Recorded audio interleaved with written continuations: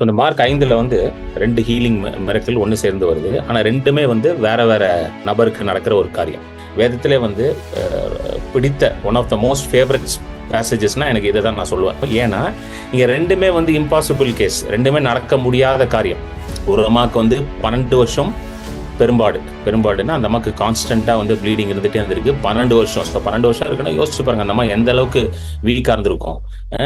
சரீரத்தில் பலமே இருந்திருக்காது, ரத்தம்லாம் போயிருக்கும், அனிமிக்காக இருந்திருக்கும். அந்த அம்மா பெரும்பாடு இருந்துச்சுன்னா அவங்க வந்து குடும்பத்தோடு சேர்ந்து வாழ முடியாது. அவங்க குடும்பத்திலே இருந்தாலும் தனியாக வைத்துருவாங்க அவங்கள. ஏன்னா அது தீட்டுன்னு சொல்லுவாங்க, தீட்டுன்னு சொல்லி தனியாக வச்சிருவாங்க. எந்த ஒரு ஃபங்க்ஷன்லையும் பங்கேற்க முடியாது. இந்த மாதிரி வந்து ஒரு மோசமான நிலைமை, டோட்டலி ஐசோலேட்டட் நிலைமையில தான் இருக்க முடியும். பப்ளிக்ல வர முடியாது, எஸ்பெஷலி வெளியெல்லாம் வரவே முடியாது. அநேக வைத்தியர் இடத்துல போயிருக்கிறா, அவளுக்கு உள்ளது எல்லாத்தையும் செலவு பண்ணிட்டா அப்படின்னா அவள் பார்க்காத டாக்டர் கிடையாது, சாப்பிடாத மருந்து கிடையாது, செலவு செய்யாத பணம் கிடையாது. எல்லாம் பண்ணி அவளுக்கு என்ன கிடைக்கல? சுகம் கிடைக்கவே இல்லை. இயேசுவை பத்தி நீங்க என்ன அறிந்து கொண்டீங்க? அதுதான் ரொம்ப முக்கியம். What did you know about your Lord and Xavier Jesus Christ? What is your understanding about Jesus Christ? இந்த பெரும்பாடு உள்ள ஸ்திரீக்கு ஒரு அண்டர்ஸ்டாண்டிங் வந்துருச்சு. என்ன அண்டர்ஸ்டாண்டிங்னா, இயேசுவின் இடத்துல சுகம் இருக்கு. அவள் கேள்விப்படுறா. அவ என்ன கேள்விப்பட்டிருக்கா?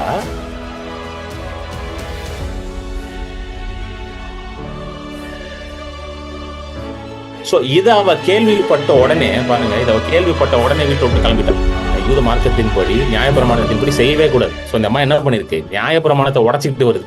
சோ ஒரு ரிஸ்க் எடுக்கிற, என்ன ரிஸ்க்? பரவாயில்ல, நான் மோசே நியாயப்பிரமாணத்தை உடைச்சாலும் பரவாயில்ல, என்னை யாராவது கையும் களமா பிடிச்சாலும் பரவாயில்ல, நான் போய் எப்படியாவது அவருடைய வஸ்திரத்தின் ஓரத்தை தொட போகிறேன்.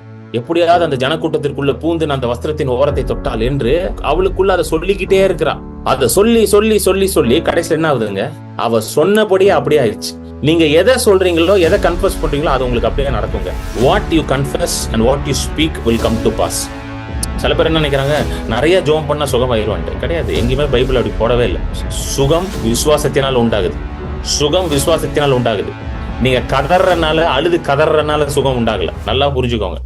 நீங்க வசனத்தின் மேல நிக்கிறதுனால, வசனத்தை பேசுகிறதுனாலதான் சுகம் உண்டாகுது. எவ்வளவு நாள் மாத்திரை சாப்பிடுவீங்க? யாராவது டாக்டர் போய் கேட்குறீங்க, எவ்வளவு நாள் பிரதர் சாப்பிடணும்? சுகமாகிற வரைக்கும் சாப்பிடுங்க சார் அப்படின்னு சொல்லுவாரு அவரு. சுகமாகிற வரைக்கும் நம்ம என்ன பண்ணணும்? வசனத்தை பேசிக்கிட்டே இருக்கணும். மகள் பிழைப்பதற்கு வெறும் விசுவாசிக்க மட்டும் தான் வேணும். இயேசு சொல்றாரு பாத்தீங்களா, மார்க் 5:36, பயப்படாத, விசுவாசம் உள்ளவனாரு. ஆண்டவர் என்ன சொல்றாரு? எப்பா நீ விசுவாசம் மட்டும் வச்சுக்கோப்பா, மிச்சதை நான் பாத்துக்கிறேன் பண்றாரு. விசுவாசம் உள்ளவனா இருக்கு. இப்படிதான் நீங்க இருக்கணும். ஆண்டவர் இதுதான் கேட்கிறாரு, வேற எதுவுமே உங்களுக்கு கேட்கல அவரு. நம்ம நினைக்கிற ஆண்டவர் அதை கேட்கிறாரு, இதை கேட்கிறாரு, இதை பண்ணணும், அதை பண்ணணும், அதெல்லாம் அவர் கேட்கவே இல்லை. அவர் is only looking for faith. அவர் விசுவாசத்தை மட்டும் தான் தேடிட்டு இருக்காரு. சோ இந்த விசுவாசம் எப்படி உண்டாகுது?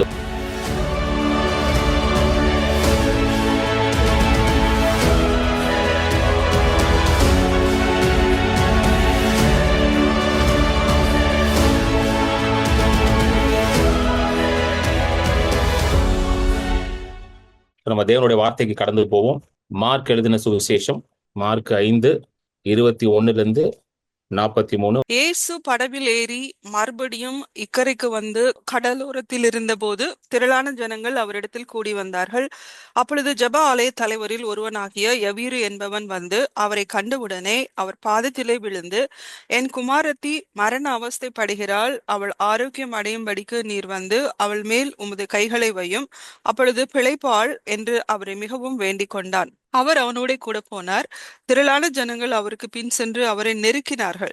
அப்பொழுது 12 வருஷமாய் பெரும்பாடுள்ள ஒரு ஸ்திரீ அநேக வைத்தியர்களால் மிகவும் வருத்தப்பட்டு தனக்கு உண்டானவைகளை எல்லாம் செலவழித்தும் சற்றாகிலும் குணமடையாமல் அதிக வருத்தப்படுகிற பொழுது இயேசுவை குறித்து கேள்விப்பட்டு, நான் அவருடைய வஸ்திரங்களையாகிலும் தொட்டால் சொஸ்தமாவேன் என்று சொல்லி ஜனக்கூட்டத்துக்குள்ளே அவருக்கு பின்னாக வந்து அவருடைய வஸ்திரத்தை தொட்டாள். உடனே அவளுடைய உதிரத்தின் ஊரல் நின்று போயிற்று. அந்த வேதனை நீங்கி ஆரோக்கியம் அடைந்ததை அவள் தன் சரீரத்தில் உணர்ந்தாள். உடனே இயேசு தம்மில் இருந்து வல்லமை புறப்பட்டதை தமக்குள் அறிந்து ஜனக்கூட்டத்துக்குள்ளே திரும்பி, என் வஸ்திரங்களை தொட்டது யார் என்று கேட்டார். அவருடைய சீஷர்கள் அவரை நோக்கி, திரளான ஜனங்கள் உம்மை நெருக்கி கொண்டிருக்கிறதை நீர் கண்டும் என்னை தொட்டது யார் என்று கேட்கிறீரே என்றார்கள். இதை செய்தவளை காணும்படிக்கு அவர் சுற்றிலும் பார்த்தார். தன்னிடத்திலே சம்பவித்ததை அறிந்த அந்த ஸ்ரீயானவள் பயந்து நடுங்கி அவர் முன்பாக வந்து விழுந்து உண்மையை எல்லாம் அவருக்கு சொன்னாள்.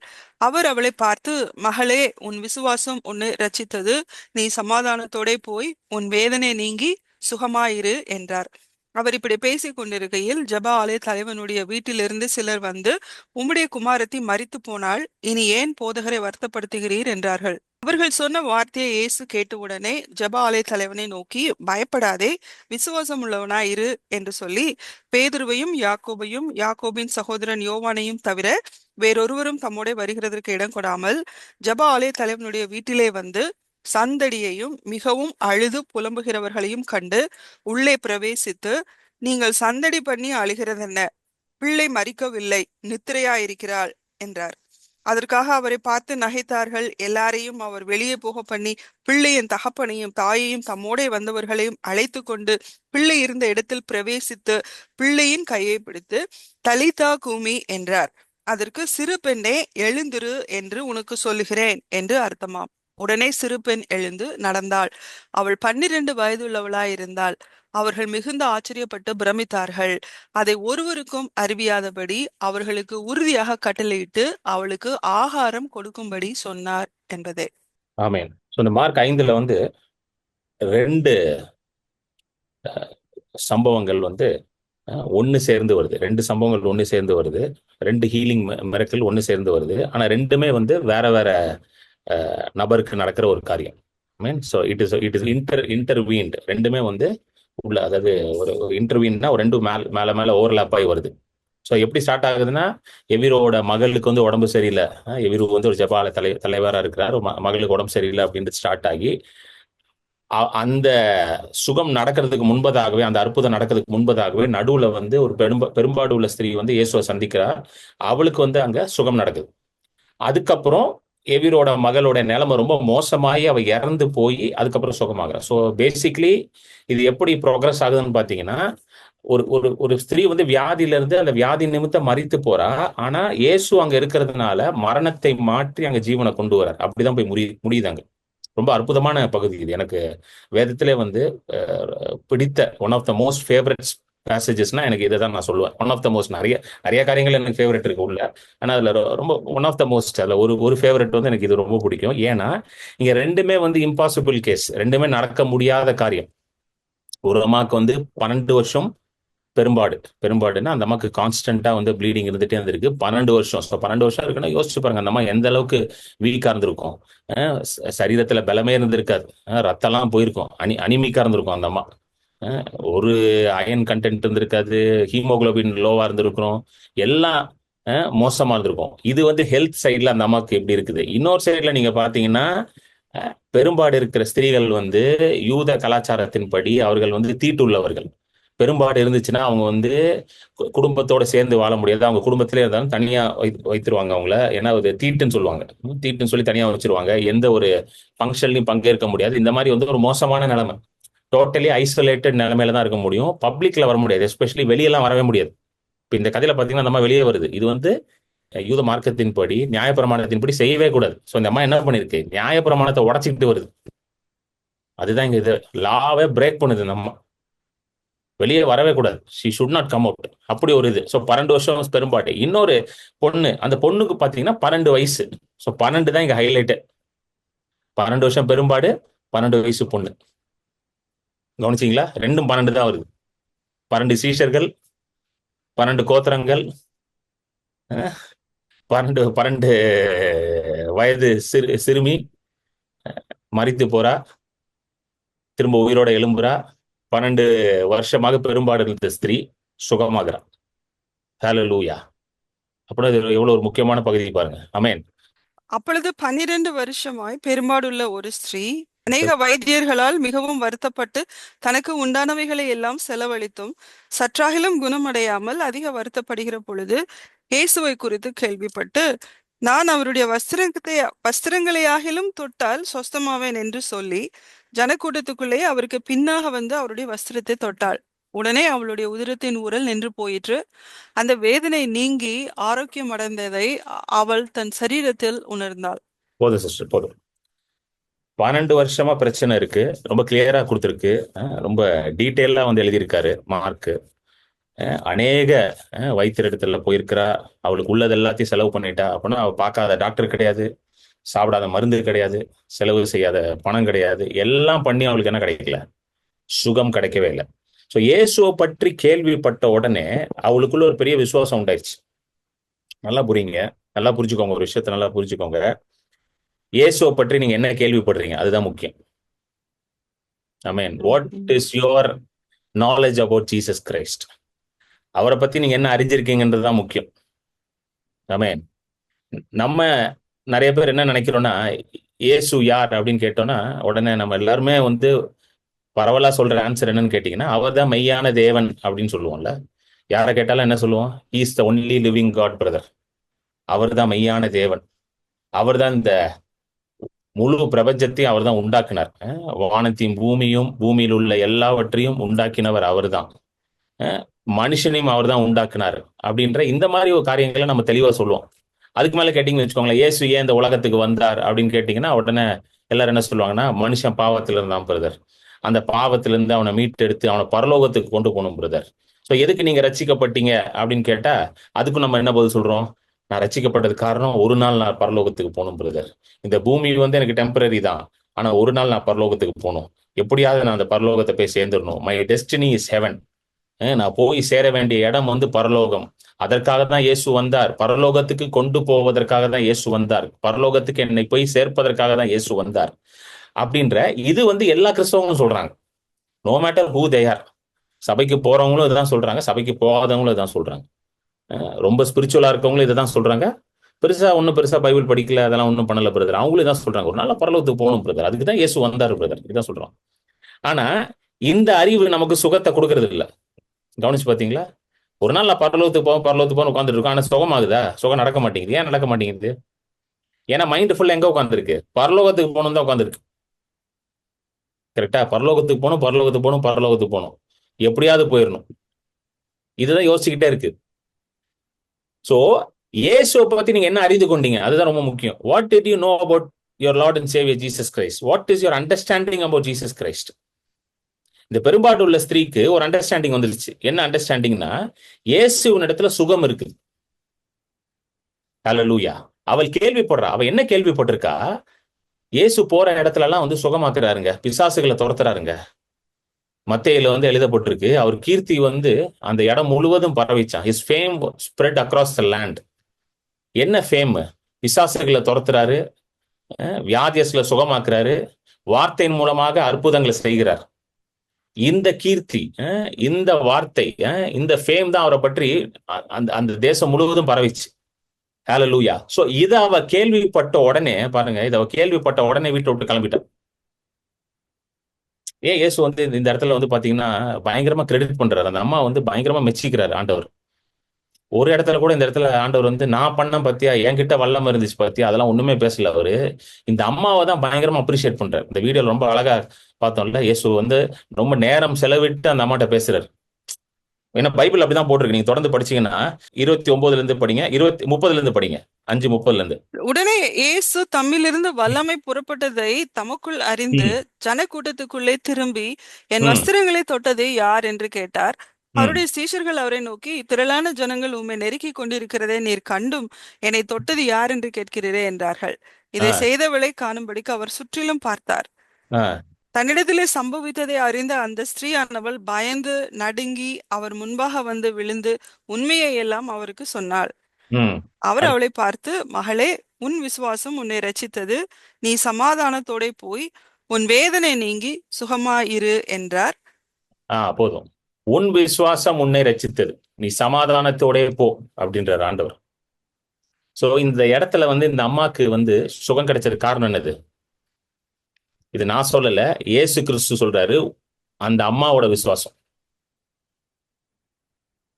இயேசுவே சர்டிபிகேட் கொடுத்துட்டாருங்க. என்ன சொன்னாரு?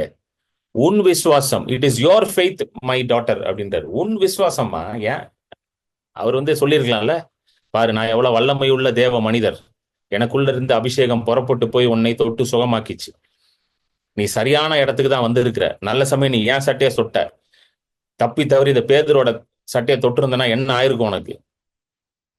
அந்த மாதிரி எந்த கதையும் அளக்கல அவர். புரியுதுங்களா உங்களுக்கு சொல்றது? தெளிவா பேசுற ஆண்டவர். பாருங்க, ஆண்டவர் வந்து நம்ம தான் குழப்பிக்கிட்டு இருக்கோங்க உட்காந்து, நம்ம தான் உட்காந்து எல்லாத்தையும் குழப்பி குழப்பி ஆண்டவர் சொல்றதை விட்டுட்டு மற்றது எல்லாத்தையும் எடுத்தீங்கன்னா குழம்பி தான் போய் உட்காந்துருப்பீங்க. அதனாலதான் இவ்வளவு குழப்பம். ஒரு சுகத்தை பெற்றுக்கொள்றதுக்கு என்ன கஷ்டப்பட்டுக்கிட்டு இருக்கோம் உட்காந்து நம்ம. கரெக்டா? இந்த அம்மா பாருங்க, டப்புன்னு வாங்கிட்டு போயிடுச்சு வந்து. இந்த சுகத்தை பெற்றுக்கொள்றதுக்கு ஆயிரம் ஆயிரம் குழப்பங்கள் ஓடிட்டு இருக்கு நம்ம மைண்ட்ல. இயேசு தெளிவா சொல்றார், உன் விசுவாசம் உன்னை ரட்சித்தது. தெளிவா, வெரி கிளியர். மகளே, எவ்வளவு அழகா கூப்பிடுறாரு பாத்தீங்களா ஆண்டவர். சில பேருக்கு இந்த விசுவாசம் கூட இல்ல. ஆண்டவர் என்ன மகன் கூடுவாரா, ஆண்டவர் என்ன மகன் கூடுவாரா, அந்த விசுவாசம் எல்லாமே சில பேர் வாழ்ந்துகிட்டு இருக்காங்க இன்னும். மகளே, உன் விசுவாசம் உன்னை ரட்சித்தது. சொல்லுங்க, என் விசுவாசம் தான் என்ன ரட்சிக்க போகுது. நல்லா சொல்லுங்க வாய் திறந்து, என் விசுவாசம் என்ன ரட்சிக்க போகுது. ஏன்னா விசுவாசமே வந்து ஆண்டவர் தான் நம்ம கொடுக்குறாரு. அந்த விசுவாசத்தை நம்ம யூஸ் பண்ணணும். அதை யூஸ் பண்ணாதான் அது வேலை செய்யுது. சோ எப்படி இங்க விசுவாசம் ஒர்க் ஆச்சுன்னு பாத்தீங்கன்னா, நல்லா கவனிங்க. 12 வருஷம் பெரும்பாடு உள்ள ஸ்திரீ வந்து எப்படி இந்த விசுவாசத்தை ஆப்ரேட் பண்றா, அதை நம்ம இங்க கவனிக்கணும். 12 வருஷமா பிரச்சனை இருக்குது.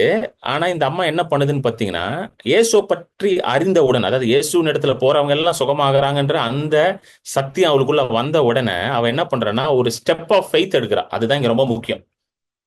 நிறைய பேர் வந்து விசுவாசம்னு சொல்றோம், ஆனா ஒரு ஸ்டெப் எடுக்கிறது இல்ல. ஒரு ஒரு ஒரு ஒரு படி முன்னாடி முன்னாடி போறதே கிடையாது. அங்கேயே உட்காந்துக்கிட்டு இருக்கோம். அதுதான் அதுதான் இங்க ப்ராப்ளமே.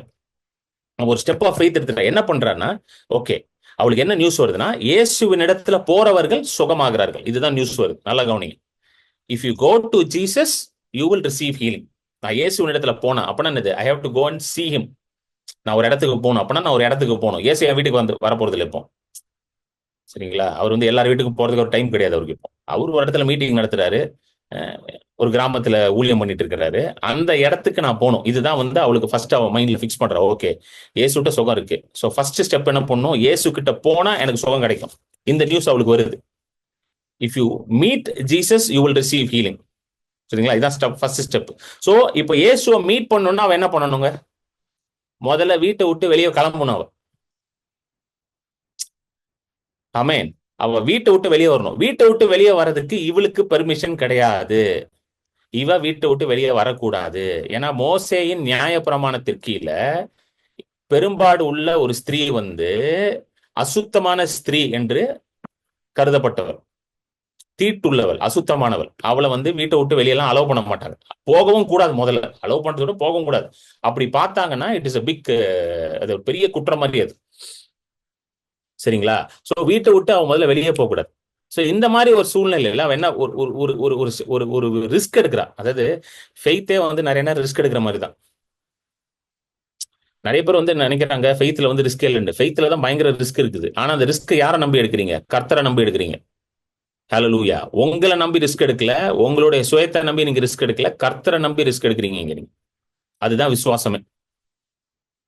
சோ ஒரு ரிஸ்க் எடுக்கிற, என்ன ரிஸ்க் எடுக்க பரவாயில்ல, நான் மோசே நியாயப்பிரமாணத்தை உடைச்சாலும் பரவாயில்ல, என்னை யாராவது கையும் களமா பிடிச்சாலும் பரவாயில்ல, நான் போய் எப்படியாவது அவருடைய வஸ்திரத்தின் ஓரத்தை தொட போகிறேன். இதுதான் அவருடைய விசுவாசத்தின் அறிகுறி. ஹalleluya. இப்படிதான் விசுவாசத்தை காண்பிக்கிறா. என்ன சொல்றா? அவள் தனக்குள்ளே சொல்லி கொண்டாலாம். அவ என்ன சொல்றான்னா, when she heard about Jesus, 27வது வசனம், 27 28 படிங்க. 27 28. இயேசுவை குறித்து கேள்விப்பட்டு நான் அவருடைய வஸ்திரங்களை ஆகிலும் தொட்டால் சொஸ்தமாவேன் என்று சொல்லி ஜனக்கூட்டத்துக்குள்ளே அவருக்கு பின்னாக வந்து அவருடைய வஸ்திரத்தை தொட்டாள் என்று சொல்லி, யார்கிட்ட சொல்லி? வஸ்திரத்தின் ஓரத்தை தொட்டாலாகிலும் என்று சொல்லி. யார்கிட்ட சொல்றா?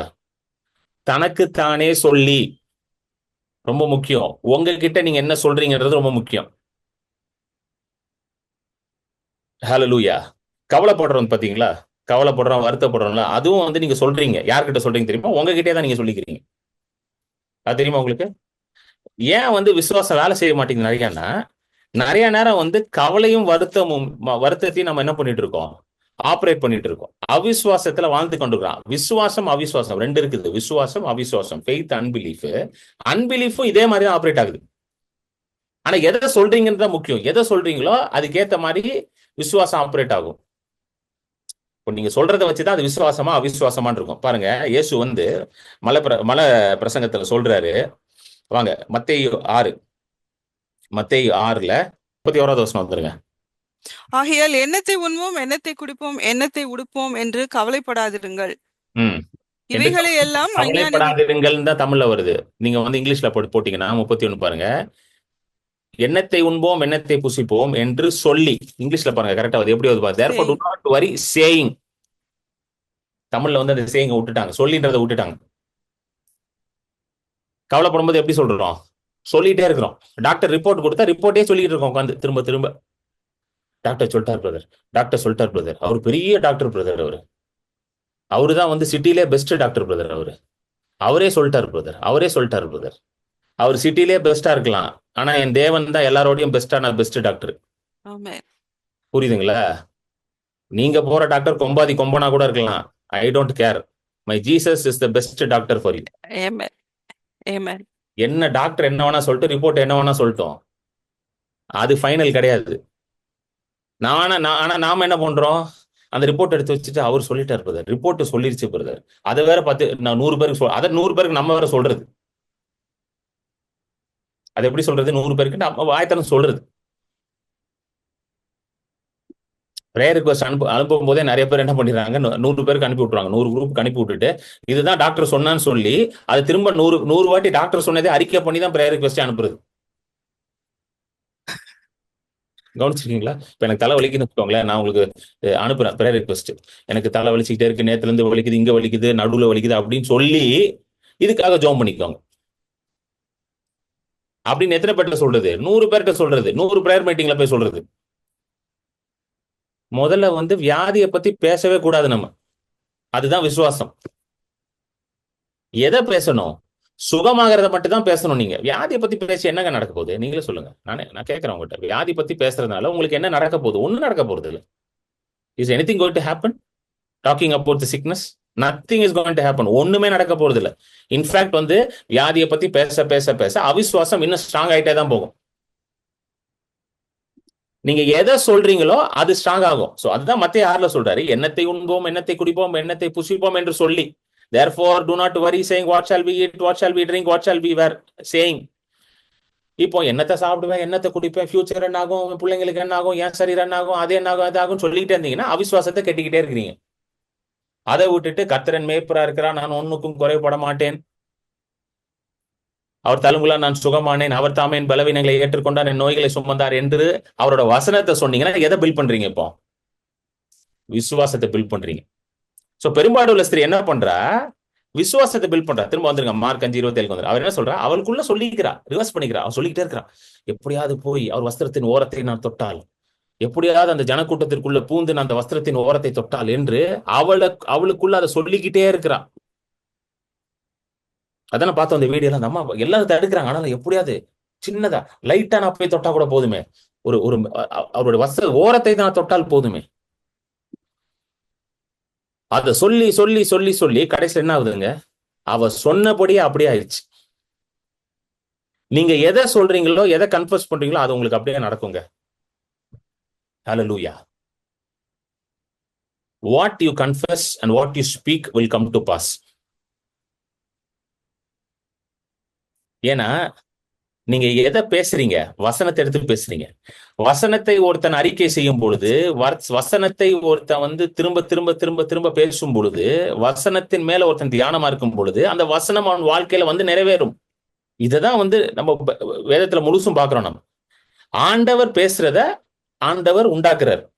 ஆண்டவர் ஒரு காரியத்தை உண்டாக்கணும்னா என்ன பண்றாருங்க? அதை பேசுவார். முதல்ல அதை கவனிச்சிருக்கீங்களா? ஒரு காரியத்தை வந்து சிருஷ்டிக்கணும், அப்ப என்ன சொல்றாரு? அது உண்டாக, இப்ப வெளிச்சம் வரணும்ன்றாரு. வெளிச்சமே இல்லை, இருட்டா இருக்கு, பூமி முழுசும் இருட்டா இருக்கு, வெளிச்சம் வந்து இப்ப வரணும். அதுக்கு என்ன சொன்னாரு? வெளிச்சம் உண்டாவதாகன்றாரு. லைட் பி, வெளிச்சம் உண்டாவதாக. மத்தேயு 9:21 ரொம்ப அழகா வருது பாருங்க. நான் அவருடைய வஸ்திரத்தின் ஓரத்தை தொட்டால் ஆகிலும் என்று தன் உள்ளத்தில் எண்ணிக்கொண்டு, for she said to herself. மத்தேயு இன்னும் அழகா எழுதியிருக்காரு. உள்ளத்தில் சொல்லி கொண்டு. உள்ளத்துல நீங்க என்ன சொல்றீங்க? டாக்டர் ரிப்போர்ட்டை சொல்றீங்களா இல்ல வசனத்தை சொல்றீங்களா? உள்ளத்துக்குள்ள டாக்டர் ரிப்போர்ட்டை சொல்லிக்கிட்டே இருந்தீங்கன்னா it is very hard for you to receive the healing. I am telling you. நீங்க வந்து டாக்டர் ரிப்போர்ட்ல எழுதி இருக்குது, டாக்டர் சொல்றதை சொல்லிக்கிட்டே இருந்தீங்கன்னு வச்சுக்கோங்களேன், திரும்ப திரும்ப திரும்ப திரும்ப திரும்ப நான் உங்களை பயம்லாம் காட்டல, நான் இருக்கிறத சொல்லிடுறேன் உங்ககிட்ட. இட் இஸ் வெரி ஹார்ட், ரொம்ப கஷ்டம், நீங்களே கஷ்டமாக்கிக்கிறீங்க. இன்னைக்கு சுகத்தை தடுப்பது வந்து பிசாசு கிடையாது.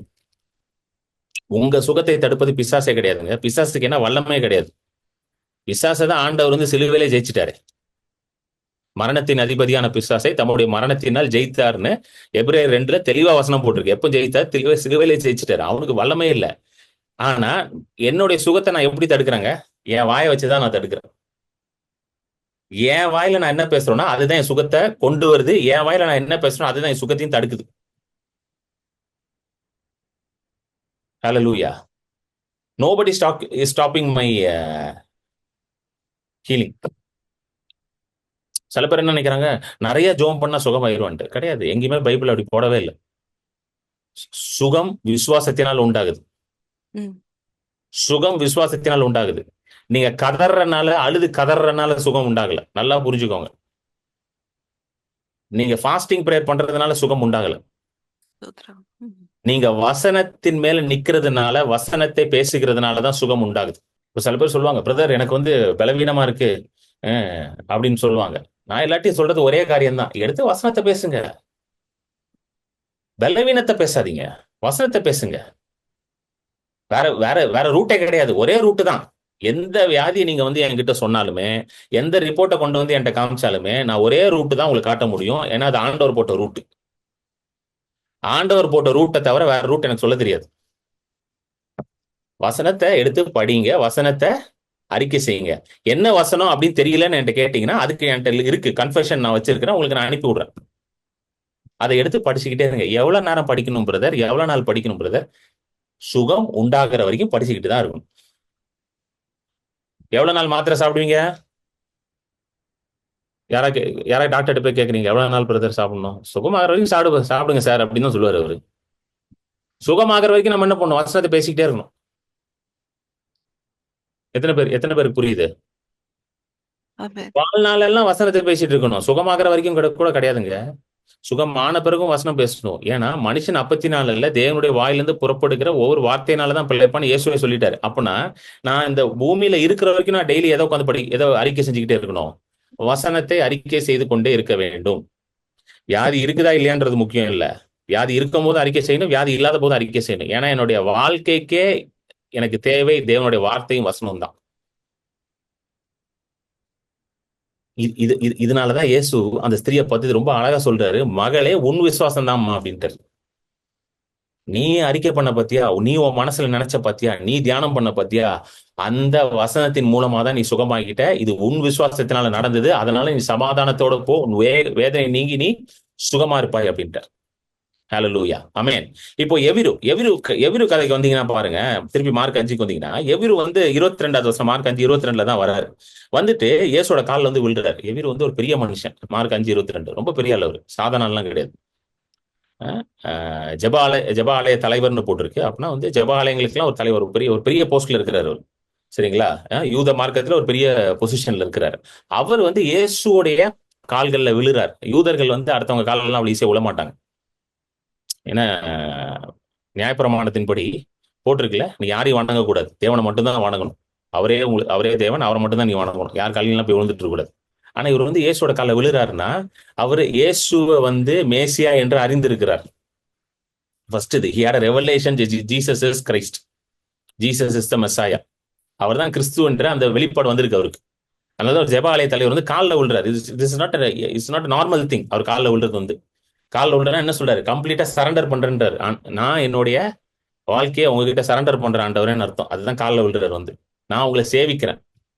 தமிழ்ல ரொம்ப அழகா ஒரு ஜெபாலயத்தில் ஒருவனாகிய எவ்விரு என்பவன் வந்து அவரை கண்டவுடன் அவர் பாதத்தில் விழுந்து காலில் விழுந்து கெஞ்சி கேட்கிறான். அடுத்த வருஷம் போடுங்க, 23வது வருஷம். கெஞ்சி கேட்கிறான், என் மகள் வந்து சாகர மாதிரி கிடக்கிறாள், என் குமாரத்தி மரண அவஸ்தைப்படுகிறாள், அவள் ஆரோக்கியம் அடையும்படி நீர் வந்து அவள் மேல் உமது கைகளை வையும், அப்பொழுது பிழைப்பாள். அவனுடைய விசுவாசம் என்னன்னா, இந்த பாருங்க நல்லா கவனிங்க, 2 விசுவாசம்.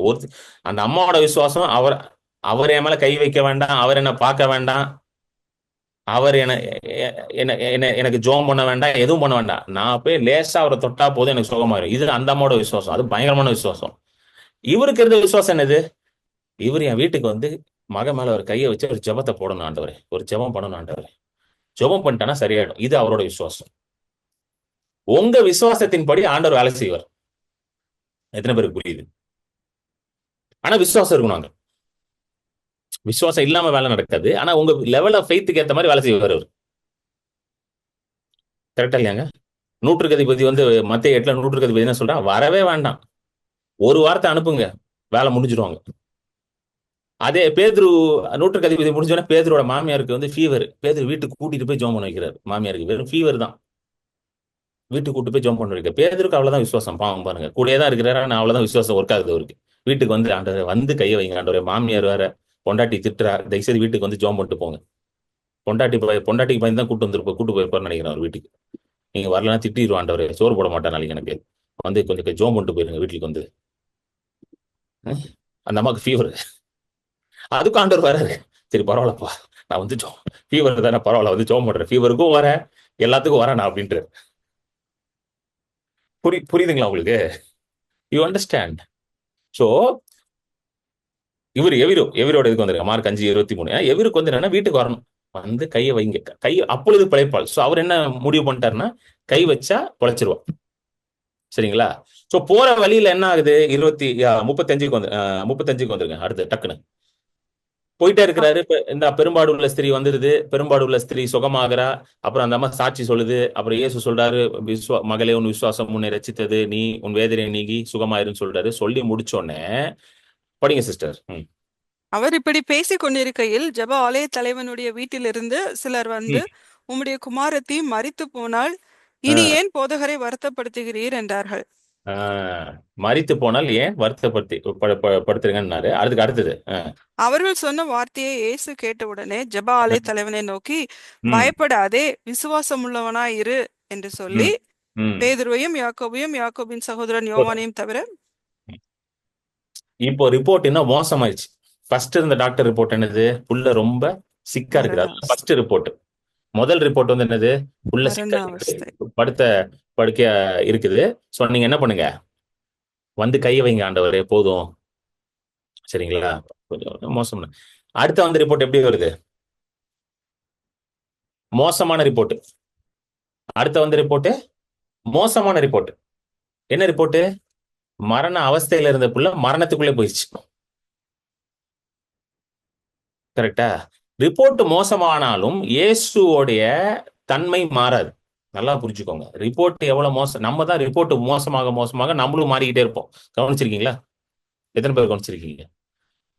கொஞ்சம் பெட்டரா இருக்கும்போது கொஞ்சம் விசுவாசம் இருக்கும். மோசமாக என்னது? என்ன ஆண்டவரே பண்றீரு, ரிப்போர்ட் மோசமாகிட்டே போகுது, பாக்குறீரா இல்லையா? இருக்கீரா இல்லையா? என்னதான் பண்றீரு நீரு? அப்புறம் 4 மேன் ஆஃப் காடுக்கு வேற போன் பண்ணி, ஆண்டவர் இருக்கிறாரா இல்ல, ஏன் எனக்கு ஆண்டவர் செய்ய மாட்டுறாரு ஒன்னும். அவரை பிடிச்சி டார்ச்சர் பண்றது, மேன் ஆஃப் காடை பிடிச்சி.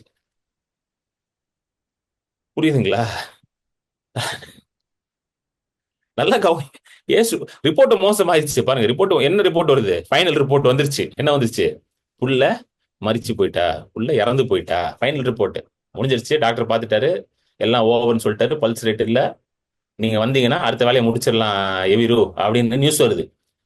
ஏசு உடனே ஏசு ஏதாவது வந்து இங்க இதானாரா, மாத்தி பேசினாரா? ஒண்ணுமே மாத்தல. திரும்ப திரும்ப ஒரே விஷயத்தான் ஏசு சொல்லுவாரு, விசுவாசமா இரு, பயப்படாத விசுவாசமா இரு. எவ்வளவு மோசமா ரிப்போர்ட் இருந்தாலும் ஆண்டவர் கிட்ட இருந்து ஒரே வார்த்தை தான் வாயில இருந்து வரும், பயப்படாத விசுவாசமா இரு. ஹல்லேலூயா. Do not be afraid, only believe. இப்போ உங்களுடைய ரிப்போர்ட் எவ்வளவு மோசம்னு முக்கியம் இல்ல, உங்க ஃபெய்த் எந்த லெவலுக்கு இருக்குன்னு தான் இப்போ முக்கியம். ஏன்னா ஃபெய்த் நல்லா இருந்துச்சுன்னா எவ்வளவு மோசமான ரிப்போர்ட் இருந்தாலும் மாத்தி விட்டுறலாம். எத்தனை பேர் புரியுது? ரிப்போர்ட் எவ்வளவு மோசம்ன்றதே பிரச்சனை கிடையாது. ஹார்ட்ல எத்தனை ஓட்டை இருக்குன்றதே பிரச்சனை கிடையாது. புரியுதுங்களா? ஒரு ஓட்டை தான், சரி அடைச்சிடலாம். 4 ஓட்டை ஆயிடுச்சு பிரதர், அது பிரச்சனை இல்ல. விசுவாசம் இருக்குதா தான் பிரச்சனை. விசுவாசம் நல்லா இருந்துச்சுன்னா 4 ஓட்டையும் அடைச்சு விட்டுறலாம். புரியுதுங்களா? அதான் ஒரு ஊழியக்கார்ட்ட வந்து ஒருத்தர் கேட்டாராம், வந்து ஜோமனை வந்தாராம். வந்துட்டு சொன்னாராம், எனக்கு வந்து ஹெச்ஐவி எய்ட்ஸ் இருக்குது. ஹெச்ஐவி எய்ட்ஸ் வந்து ரொம்ப கொடுமையான நோய். அதுக்கு வந்து மருந்தே கிடையாது, ஒண்ணுமே கிடையாது. அது வந்தாங்கன்னா ஒரு மனுஷன் வந்து அப்படியே இறந்து போயிடுவான். வந்து அந்த ஒரு மோசமான நோயில ஒருத்தன் வந்திருக்கான் போல, ஒரு ஹீலிங் எவாஞ்சலிஸ்ட். அவர்கிட்ட வந்தோடனே அவர் உடனே என்ன பிரச்சனைப்பா அப்படின்ட்டு இருக்காரு. உடனே இவர் சொல்லியிருக்காரு, எனக்கு ஹெச்ஐவி எய்ட்ஸ் பாஸ்டர். உடனே அந்த பாஸ்டர் சொல்லியிருக்காரு, அவர் தலைமுகளால் நீ சுகமானாய், by his stripes you were healed அப்படின்னு அப்படின்னு சொல்லியிருக்காரு. உடனே அந்த எய்ட்ஸ் இருக்கிற மனுஷன் அவர் பார்த்து கேட்டாரா, அதெல்லாம் ரைட்டு, பட் எய்ட்ஸை சுகமாக்குவாரா? என்னது, அதெல்லாம் ரைட்டு தாங்க, தழும்புகளால் குணமானீர்கள், அவர் தாமே என் பலவீனங்களை ஏற்றுக்கொண்டார், என் நோய்களை சுமந்தார், அதெல்லாம் ரைட்டு தான் பாஸ்டர். ஆனா ஹெச்ஐவி எய்ட்ஸை சுகமாக்குவாரா? தழும்புகளால் குணமானீர்கள்னா எல்லா வியாதியும் அவர் தழும்புகளால் அவர் குணமாக்குனார்னு அர்த்தம். ஹalleluya. அது தலைவலியா, காய்ச்சலா, ஹெச்ஐவி எய்ட்ஸா, கேன்சரா, ஹார்ட் ப்ராப்ளமா அப்படின்லாம் யாரும் பார்க்கலைங்க. எல்லா வியாதியும் அவர் தழும்புகளால் குணமாக்குனார், including HIV AIDS, including cancer, including tumour, including brain problem, including barrenness, மலட்டுத்தன்மை, எல்லாத்தையும் எதுக்குள்ள கொண்டு வந்துட்டாரு? You understand? நம்ம நினைக்கிறோம் தழும்புகளால் குணமானோம், ஆனா கேன்சர் குணமாக்குவார பிரதர்? ஏன் கேன்சருக்கு தனியா இன்னொரு வசனம் எழுதணுமா? தனியா இன்னொன்று எழுதணும், தழும்புகளால் கேன்சரை குணமாக்குவான் தனியா எழுதணுமா? அது கிடையாது. ஆண்டவரை பொறுத்த வரைக்கும் எல்லா வியாதியும் ஒரே மாதிரி தான் இருக்கு. ஹalleluya. நல்லா புரிஞ்சுக்கோங்க, every sickness is sickness for God and every sickness is same for God. நமக்கு வியாதி எப்படி இருக்குது? வேறுபடுது. ஒவ்வொரு வியாதியை ஒவ்வொரு மாதிரி பாக்குறோம். கரெக்டா? தலைவலினா ரொம்ப கவலைப்படுறதே கிடையாது. கவனிச்சிருக்கீங்களா?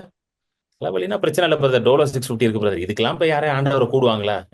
இதுக்கெல்லாம் போய் யாராவது ஆண்டவரை கூப்பிட்டு, இதுக்கெல்லாம் போய் நான் Thursday ஜூம் மீட்டிங்ல அட்டன் பண்ணி கிரண் பால் மெசேஜை கேட்டு, இதெல்லாம் தேவையா? கிரண் பால் வர 9:45 வரைக்கும் பேசுவாரு, பேசிட்டு தான் ஜோம் பண்ணுவாரு. நான் உட்காந்து அவர் மெசேஜை கேட்டு அதுக்கப்புறம் ஜோம் பண்ணிக்கணுமா அவர்கிட்ட? அதுக்கு நான் டோலோ 650 போட்டு படுத்து தூங்கிடுவோம் பிரதர். தலைவலிக்கெல்லாம் நான் தழும்புலாம் சுகம்லாம் வேண்டாம், தழும்பு அவரே வச்சுக்கிட்டோம், நான் சுகமாயிக்கிறேன் எப்படியாது. என்னங்க, கரெக்டா இல்லையாங்க? ஆனா ஒரு விஷயம் நல்லா புரிஞ்சுக்கோங்க, தலைவலிக்கு உங்க விசுவாசத்தை பிராக்டிஸ் பண்ண ஆரம்பிங்க. ஃபர்ஸ்ட் அங்க ஸ்டார்ட் பண்ணுங்க. தலைவலிக்கு ஸ்டார்ட் பண்ணுங்க முதல்ல. நான் சொல்றேன், விசுவாசத்தை பயிற்சிக்கலாம், விசுவாசத்தை பிராக்டிஸ் பண்ணலாம் நீங்க. ஏன்னா everything comes by doing it again and again and again and again. தலைவலிக்கு ஸ்டார்ட் பண்ணீங்கன்னா நாளைக்கு பெரிய காரியத்தை ஈஸியா முடிச்சிருவீங்க. புரியுதா உங்களுக்கு சொல்றது?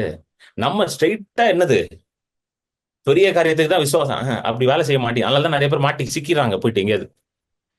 தலைவலிக்கு என்ன பண்ணிட்டாங்க, குரோசின் டோலோ 650 போட்டு பழகிடுச்சு. அதனால பெருசா ஒன்று வந்தா என்ன பண்ணுன்னு தெரியல. குரோசின் ஒர்க் ஆக மாட்டேங்குது, டோலோ 650 ஒர்க் ஆக மாட்டேங்குது. இப்போ முழிச்சுக்கிட்டு இருக்காங்க, என்னடா பண்றது அப்படின்ட்டு. ஸோ தலைவலி வருதா, முதல்ல அந்த மாத்திரையை தூக்குறத நிறுத்துங்க. முதல்ல வீட்டில் மருந்து பெட்டின்னு ஒரு பெட்டி இருக்கும் தெரியுமா, மெடிசன் பாக்ஸ்ன்னு, அதெல்லாம் இருக்கக்கூடாது. ஃபர்ஸ்ட் அதை விசுவாசிங்க. வீட்டில் மெடிசன் பாக்ஸ், அப்புறம் வேற என்னெல்லாம் வச்சிருப்பீங்க. அப்புறம் கால் வலிச்சா, மூட்டு வலிச்சா அந்த தைலம் ஒன்று தேய்ப்பாங்க பார்த்தீங்களா, அந்த தைலம். இப்பெல்லாம் ஸ்ப்ரே வந்துருச்சு, புதுசு புதுசு ஸ்ப்ரே அடிச்சு விட்டுக்கிறாங்க. டக்குன்னு மூட்டு வலிக்குதா உடனே ஸ்ப்ரே எடு, சலுசலுன்னு அடிச்சு விட்டுக்கிறாங்க. அதெல்லாம் பாடி ஸ்ப்ரே எடுத்து அடிக்கிறதுக்கு சும்மா இஷ்டத்துக்கு. அதெல்லாம் என்ன பண்ணக்கூடாது, முதல்ல இருக்கக்கூடாது. அதெல்லாம் தூக்கி குப்பையில போடணும் முதல்ல நீங்க. அப்புறம் இன்னொன்னு எல்லாருமே சொல்லுவாங்கல்ல, எனக்கு ஃபேமிலி டாக்டர் இருக்கிறாரு. ஃபேமிலியில யாராவது டாக்டர் படிச்சா பிரச்சனை இல்லை, ஃபேமிலிக்கு டாக்டர்லாம் வச்சுக்காதீங்க, ஃபேமிலி டாக்டர் ஜீசஸா வச்சுக்கோங்க. ஹலோ, உங்களுக்கு ஃபேமிலி டாக்டர் வேணா ஜீசஸை ஃபேமிலி டாக்டரை ஃபிக்ஸ் பண்ணிக்கோங்க. ஃபேமிலி சூப்பரா இருக்கும், ஒரு பிரச்சனை இருக்காது. ஜீசஸை ஃபேமிலி டாக்டர் ஆக்கிட்டீங்கன்னா நல்லா இருக்கும். அவரை மாதிரி ஒரு நல்ல ஃபேமிலி டாக்டரை நான் பார்த்ததே இல்லை வரைக்கும். ஏன்னா எப்போ போனாலும் பயம் காட்ட மாட்டேங்கிறார். வேற எந்த டாக்டர்கிட்ட போனாலும் பயம் காட்டுறாங்க. கவனிச்சிருக்கீங்களா? டாக்டர்கிட்ட போனே பயம் காட்டுவாங்க, இது அப்படி ஆயிரும், இது இப்படி ஆயிரும் அப்படின்ட்டு. ஆனா ஜீசஸ்ட போனா மட்டும் பயப்படாத, நான் உன்னோட இருக்கிறேன் அப்படின்றாரு. பயப்படாத, விசுவாசம் உள்ளவனா இருன்றாரு. ஆனா வேற எந்த டாக்டர்கிட்ட போனாலும் பயம் காட்டுறாங்க. சரி, நான் நாட் அகேன்ஸ்ட் டாக்டர், நல்லா புடிச்சுக்கோ. டாக்டருக்கு அகேன்ஸ்ட் கிடையாது, சரிங்களா? உடனே கிரண் டாக்டருக்கு அகேன்ஸ்ட் சொல்லி கேஸ போட்டு விட்டாதீங்க. நீங்க வேற டாக்டருக்கு அகேன்ஸ்ட் கிடையாது. சரி, டாக்டர் வச்சு சுகம் நடக்குதா இல்லையாங்க? டாக்டர் வச்சு சுகம் நடக்குது. ஆனா ஒரு பெஸ்ட் மெத்தட் என்னதுங்க? நான் I'm talking about the best. ஹalleluya. ஒரு ஒரு சிறந்த காரிய வழியை பத்தி நான் பேசிட்டு இருக்கேன். சிறந்த வழி என்னது? இயேசுனிடத்துல இருந்து சுகத்தை பெற்றுக்கொள்ளுது. இப்போ இப்போ நம்ம போய் ஒரு மெடிக்கல் வழியா ஒரு மெடிக்கல் சயின்சஸ் வழியா சுகத்தை பெற்றுக்கொள்ளும் பொழுது என்ன ஆகுதுன்னா, சில நேரம் சில சைடு எஃபெக்ட்ஸ்லாம் வர ஆரம்பிக்குதுல்ல. கவனிச்சிருக்கீங்களா? சில சைடு எஃபெக்ட்ஸ் வருது. ஒரு சர்ஜரி நடக்கும்போது சில சைடு எஃபெக்ட்ஸ்லாம் இருக்குது. சர்ஜரி வந்து சாதாரண காரியம் இல்ல. சர்ஜரின்றது உங்களுடைய பாடியிலே உங்க பாடியை வந்து ஏதோ ஒன்று பண்றோம். அப்போ சில சைடு எஃபெக்ட்ஸ் வருது. சில மாத்திரைகள் சாப்பிடும்போது சில சைடு எஃபெக்ட்ஸ் வருது. அப்புறம் அந்த ஹீலிங் வந்து பரிபூர்ணமா இல்ல. கரெக்டா? இதெல்லாம் அவாய்ட் பண்ணிக்கலாம் நீங்க. எப்படி அவாய்ட் பண்ணிக்கலாம்? ஆண்டவர்ட்ட போகும்போது இதெல்லாம் நீங்க அவாய்ட் பண்ணி பெர்ஃபெக்ட் ஹீலிங்கை பெற்றுக்கொள்ளலாம். இயேசு கிறிஸ்து வந்து யார்ட்டையும் வந்து இயேசு கிறிஸ்து இருக்கும் பொழுதும் டாக்டர்ஸ் இருந்தாங்க. அது வந்து இந்த மார்க் 5லயே வந்து அது போட்டிருக்கு. அநேக வைத்தியர் இடத்துல போனால் அப்படின்னு போட்டிருக்கு. அப்படின்னா அநேக வைத்தியர்கள் இருந்திருக்காங்க. இயேசுவின் காலத்துல இருந்திருக்கிறாங்க. நிறைய பிசிஷியன்ஸ், நிறைய டாக்டர்ஸ் இருந்திருக்கிறாங்க. இயேசு ஒரு இடத்துலயும் வந்து, இப்ப நான் உங்களுக்கு சொல்லித்தரேன், எப்படி இந்த மாத்திரையை நீங்க நல்லா சாப்பிடணும்னு நான் சொல்லித்தரேன், எப்படி இந்த ஆயின்மெண்ட்டை நல்லா நீங்க யூஸ் பண்ணணும் நான் சொல்லித்தரேன். நீங்க என்ன பண்ணணும், ஆயின்மெண்ட்டை கையில இப்படி எடுத்து வச்சுக்கிட்டு கையை வானத்துக்கு நேரம் தூக்கி, ஆண்டவரே இந்த ஆயின்மெண்ட் ஆசீர்வதிங்க ஆண்டவரே, இதை என் சரீரத்துல நான் பூச போறேன் ஆண்டவரே, இதை நான் பூசும் பொழுது ஆண்டவரே உங்களுடைய வல்லமை அந்த ஆயின்மெண்ட் வழியா வரணும் ஆண்டவரே அப்படின்லாம் இயேசு எங்கேயுமே சொல்லித் தரல. இயேசு ஒன்னே ஒண்ணுதான் சொல்றாரு, வருத்தப்பட்டு பாரம் சுமக்கிறியா என்கிட்ட வந்துருன்ட்டார். வியாதியில இருக்கியா என்கிட்ட வந்துரு, நான் உனக்கு இளைப்பாறுதல் தருவேன். அப்ப என்ன அர்த்தம்? நான் உனக்கு சுகத்தை தரேன்றார். என்னங்க புரியுதுங்களா இல்லையாங்க? அது ஒரே ஒரு டெஸ்டிமனி ஷேர் பண்ணவா? நீங்க ஹெச்ஐவின்னதும் எனக்கு ஞாபகம் வந்துருச்சு. Sorry to take your time, but I feel like telling this to you. 2010 நினைக்கிறேன். அந்த சமயத்துல நாங்க பேரன்ல இருந்த சமயத்துல எங்களுடைய ஜுவல்லரி ஓனர் வந்து பயங்கர ரிச் மேன், டைமண்ட் மர்ச்சன்ட் அவரு. ஹி கால்டு நைட்ல வந்து கூப்பிட்டுருந்தாரு. அப்ப நாங்க சர்வீஸ் ஃப்ரைடே சர்வீஸ் முடிச்சுட்டு நாங்க வீட்டுக்கு திரும்பிட்டு இருந்தோம். That time he called, visit பண்ணிட்டு போங்க. நான் நினைச்சோம் ஏதோ புது ஜுவல்லரி வந்திருக்கு போல, அதுக்கு எதுவும் காட்டுறதுக்கு கூப்பிடுறாரு நம்ம நினைச்சிட்டு. அப்ப வி வெண்ட் தேர். அங்க போனா, you have to come for praying one person அப்படின்னு. அவன் வந்து சர்தார் ஜீஸ், ஓகே. அவரு வீட்டுக்கு கூட்டிட்டு போனோன்னதும் I was not at all prepared. ஆனா நான் ஆண்டவர்ட்ட கேட்டேன் உள்ளத்துக்குள்ள, do I have to go? ஏன்னா வீட்டுக்குள்ள ஐடில்ஸா வச்சிருப்பாங்களே, நம்ம எப்படி போறது? இவன் சரதாஜிஸ் வேற எப்படி போறதுன்னு. And then we prayed. But ரொம்ப வருந்தி கூட்டிட்டு போனாரு. அப்புறம் சரி நாங்க போனா ஒரு ரூம்குள்ள வந்து ஃபுல்லா இந்த பிக்சர்ஸ் எல்லாமே இருந்தது. And one guy was there. Picture காமிச்சாங்க. But about Sardarjis, right? பயங்கர ஹைட் அண்ட் வெயிட், பயங்கர personality. This people are very ஒரு ரிச் பேக்ரவுண்ட் பார்த்துக்கங்களேன். குடும்பம் எனக்கு காமிச்சாங்க. அப்புறம் நான் சரி எதுக்கு இதை காட்டுறாங்க, நம்ம போய் என்ன பண்ண போறோம்? அப்புறம் தான் சொன்னாங்க, இல்ல கனடால இருந்து வந்திருந்தான், suspecting HIV, unable to eat anything சொல்லியிருந்தாங்க. எனக்கு ஆக்சுவலா என் தேவனால் கூடாத காரியம் ஒன்றுமில்லை. இப்ப கர்த்தர் என்ன வந்து அழைச்சிட்டு வந்திருந்தாருன்னா, ஹீ இஸ் அவர் ஹீலர், அந்த ஒரு நம்பிக்கை. போயிட்டு பார்த்தா நீங்க நம்பவே மாட்டீங்க, அடையாளமே தெரியல. He became very skinny and அவனுக்கு எந்திரிக்க கூட முடியல. அந்த கை காலெல்லாம் அப்படியே எல்லோ கலர்ல. நானும் அத்தானும் மட்டும் அந்த சர்தார் எங்களை உள்ள கூட்டிட்டு போயிட்டு, you pray to your god, I also have believe in ஜீசஸ்னா எப்படின்னா, டிவியில டிவியில வந்து ஏதோ ஒரு இதுல ஜீசஸ் பத்தி இது காட்டுவாங்களா, பக்கா சர்தார்ஜிங்க. அவங்க அவ்வளோ ஆர்த்தடாக்ஸ் சர்தார்ஜிஸ். அப்போ நான் வந்து அந்த பாயிண்ட்டை கேட்டேன், do you believe Jesus can heal you அப்படின்னா. அவன் எடுத்தது சொன்னது, please pray for me, I believe ஹிம்னா. எனக்கு அந்த இது ரொம்ப இதாயிடுச்சு. So you you all you believe also Jesus, are you believe Jesus can heal you? No no, he can heal me. Yes, you can pray for me. அப்போ நானும் அதான் அந்த பையன் 3 பேரும் கைப்பிடிச்சிட்டு வேற ஒண்ணுமே பண்ணவே இல்லை. ஏன்னா I was so nervous to see that person. அவங்களுடைய பேக்ரவுண்ட் அதெல்லாம் பார்த்துட்டு எனக்கு இது என்னடா சுத்தி இதா வச்சிருக்கிறாங்களே, இங்க நின்று நம்ம எப்படி ஜாம் பண்ணணும்னு வேற ஒரு இது. ஆனா அப்போ ஒரு ஸ்ட்ராங் இன்ட்யூஷன், லைக் இப்படிதான் சொல்லி ஜெபம் பண்ணேன், வியாதியஸ்தர் மேல் கைகளை வைப்பார்கள், அப்பொழுது அவர்கள் சொஸ்தமாவார்கள். இந்த ஒரு வேர்டு தான் சொன்னேன். இயேசுவின் தழும்புகளால் குணமானார்கள். So god you can heal him சொல்லிட்டு நாங்க ஜெபம் பண்ணிட்டு வி கேம் ஆஃப். நைட்டு மிட் நைட்ல 1:30 மணி இருக்கும். And he called again. He was selling after several days. Now only the first meal he's taking now. Praise to Jesus நாங்க. எனக்கே பயங்கர surprise. Like Jesus can heel. நம்ம கூப்பிட்டுருந்தாங்க, நம்ம இது இல்லாம போனோம். ஆண்டவருடைய வார்த்தை சொன்ன, வியாதியஸ்தர் மேல கைகளை வைப்பார்கள், அவர் சொஸ்தமாவார்கள்னு. God did that miracle. அந்த ஹெச்ஐவி மாறி அதுக்கப்புறம் 3 days he stayed in Bahrain. அதுக்கப்புறம் டைரக்டா இங்க இந்தியா டிராவல் பண்ணிட்டு then again he went back to Canada. He is fine now. நான் இங்க வர்றதுக்கு முன்னாடி he was healed, and they thanked Jesus for this healing. Amen. இதெல்லாம் நடந்திருக்கு. ஆனா என் வாழ்க்கையில நான் எப்படின்னா எல்லாருக்கும் ஜெபம் பண்ண போதெல்லாம் நடக்கும். பர்சனல் ஹீலிங்க்கு சிலது டிலே ஆயிடுச்சுன்னா, திரும்பியும் ஆக்சுவலா லாஸ்ட் மெசேஜ் வந்து it is very I provoking and I am really blessed. எப்படி கிருபாசனமும் கிருபாதாரவழியும் கிறிஸ்துன்னு சொல்லதுக்கு அது நான் ஒரு 3 4 தடவை அந்த மெசேஜை நான் திரும்ப திரும்ப போட்டு கேட்டுட்டே இருந்தேன். Because it has to go in my brain இல்லையா? எனக்கே அவிசுவாசம் வராம இருக்கிறதுக்கு that was very powerful last கடைசி message. And really a blessing. So HIV can be healed. நம்ம ஆண்டர் வார்த்தை சொல்லும்போது it can be healed. Not only cancer, even HIV can be healed. And we are the testimony for that. I praise god for that. Thanks. ஆமென். பாருங்க, நம்ம மத்தியில ஒரு வல்லமையான தேவ ஊழியர் இருந்திருக்காங்க, நமக்கே தெரியாம இருந்திருக்கு இத்தனை வருஷமா. ஹெச்ஐவி எய்ட்ஸ் ஹீலிங் பண்ணிட்டு வந்து சைலண்டா பைபிள் படிச்சிட்டு இருக்காங்க பாருங்க உட்காந்து நம்ம மீட்டிங்ல. Praise God. I am so happy to hear this testimony sister. Glory to God. அந்த அந்த மனுஷனை நான் ஆசீர்வதிக்கிறேன். Praise அந்த God. மனுஷனுக்கு போய் தைரியமா ஜோம் பண்ணீங்க பாத்தீங்களா? உங்களையும் பிரதரையும் நான் ஆசீர்வதிக்கிறேன். ஆமா, சும்மா போல கையில ஒரு பைபிளை எடுத்துட்டு போய் அங்க போற வழியிலே வாங்கிட்டு போய் if you believe Christ start reading it அப்படின்னு சொல்லிட்டு அதுக்கப்புறம் அவன் படிச்சானா நைட்ல எடுக்கும்போது he had a family issue also, அதுவும் ஷேர் பண்ணியிருந்தான். அவனுக்கு அந்த கரெக்ட் கைடன்ஸ், அதாவது ஃபேமிலியோட ரீயூனைட் ஆகிறதுக்கு போகணுமா இல்லைன்னா again he has to go பேக்ன்றதுக்கு அன்னைக்கு நைட் அவனுக்கு ஹீலிங் சாப்பிட்டுட்டு பைபிளை திறந்து படிச்சப்போ கர்த்தர் அவனோட பேசியிருக்கிறாரு ஒரு வசனத்தின் மூலமா. And then he went back and reunited with this family. அதெல்லாம் பயங்கர மிரக்கலா சொன்னாங்க. எனக்கு தெரியல, நம்ம போய் ஜஸ்ட் ப்ரேயர் தான் பண்ணிட்டு வந்தோம். But God did great miracle in that family. Praise God. Amen. பாருங்க, தைரியமா போய் வசனத்தை பேசிட்டு வந்திருக்கிறாங்க. எப்படிங்க நடந்துச்சுன்னு பாத்தீங்கன்னா, சிஸ்டர் ரொம்ப அற்புதமா ஒண்ணு சொன்னாங்க. வியாதியஸ்தர் மேல கை வைங்கள் அப்பொழுது சுகமாவார்கள். அந்த வசனம் இங்க இருக்கு. மார்க் 16:17. அந்த வசனத்தை போடுங்க. விசுவாசிக்கிறவர்களால் நடக்கும் அடையாளங்கள் ஆவன, என் நாமத்தினாலே பிசாசுகளை துரத்துவார்கள், நவமான பாஷைகளை பேசுவார்கள், சர்ப்பங்களை எடுப்பார்கள், சாவுக்கு ஏதுவான யாதொன்றை குடித்தாலும் அது அவர்களை சேதப்படுத்தாது, வியாதியஸ்தர் மேல் கைகளை வைப்பார்கள், அப்பொழுது அவர்கள் சொஸ்தமாவார்கள் என்றார். ஹalleluya. ஆமென். நல்லா கேட்டுக்கோங்க. when you act according to the word of God, தேவனுடைய வார்த்தையின்படி நீங்க செயல்பட ஆரம்பிச்சீங்கன்னா 100% ரிசல்ட் கேரண்டீடு. ஹalleluya. எழுதி வச்சுக்கோங்க.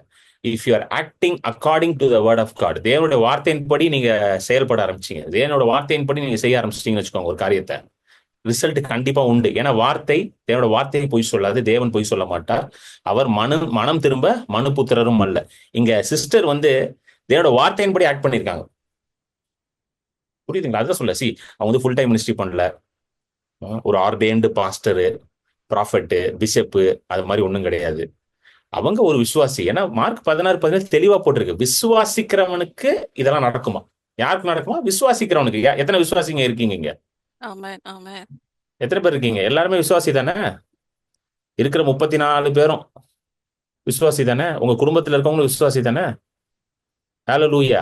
உங்களுக்கு தான் இதெல்லாம் நடக்கும்னு எழுதியிருக்கு.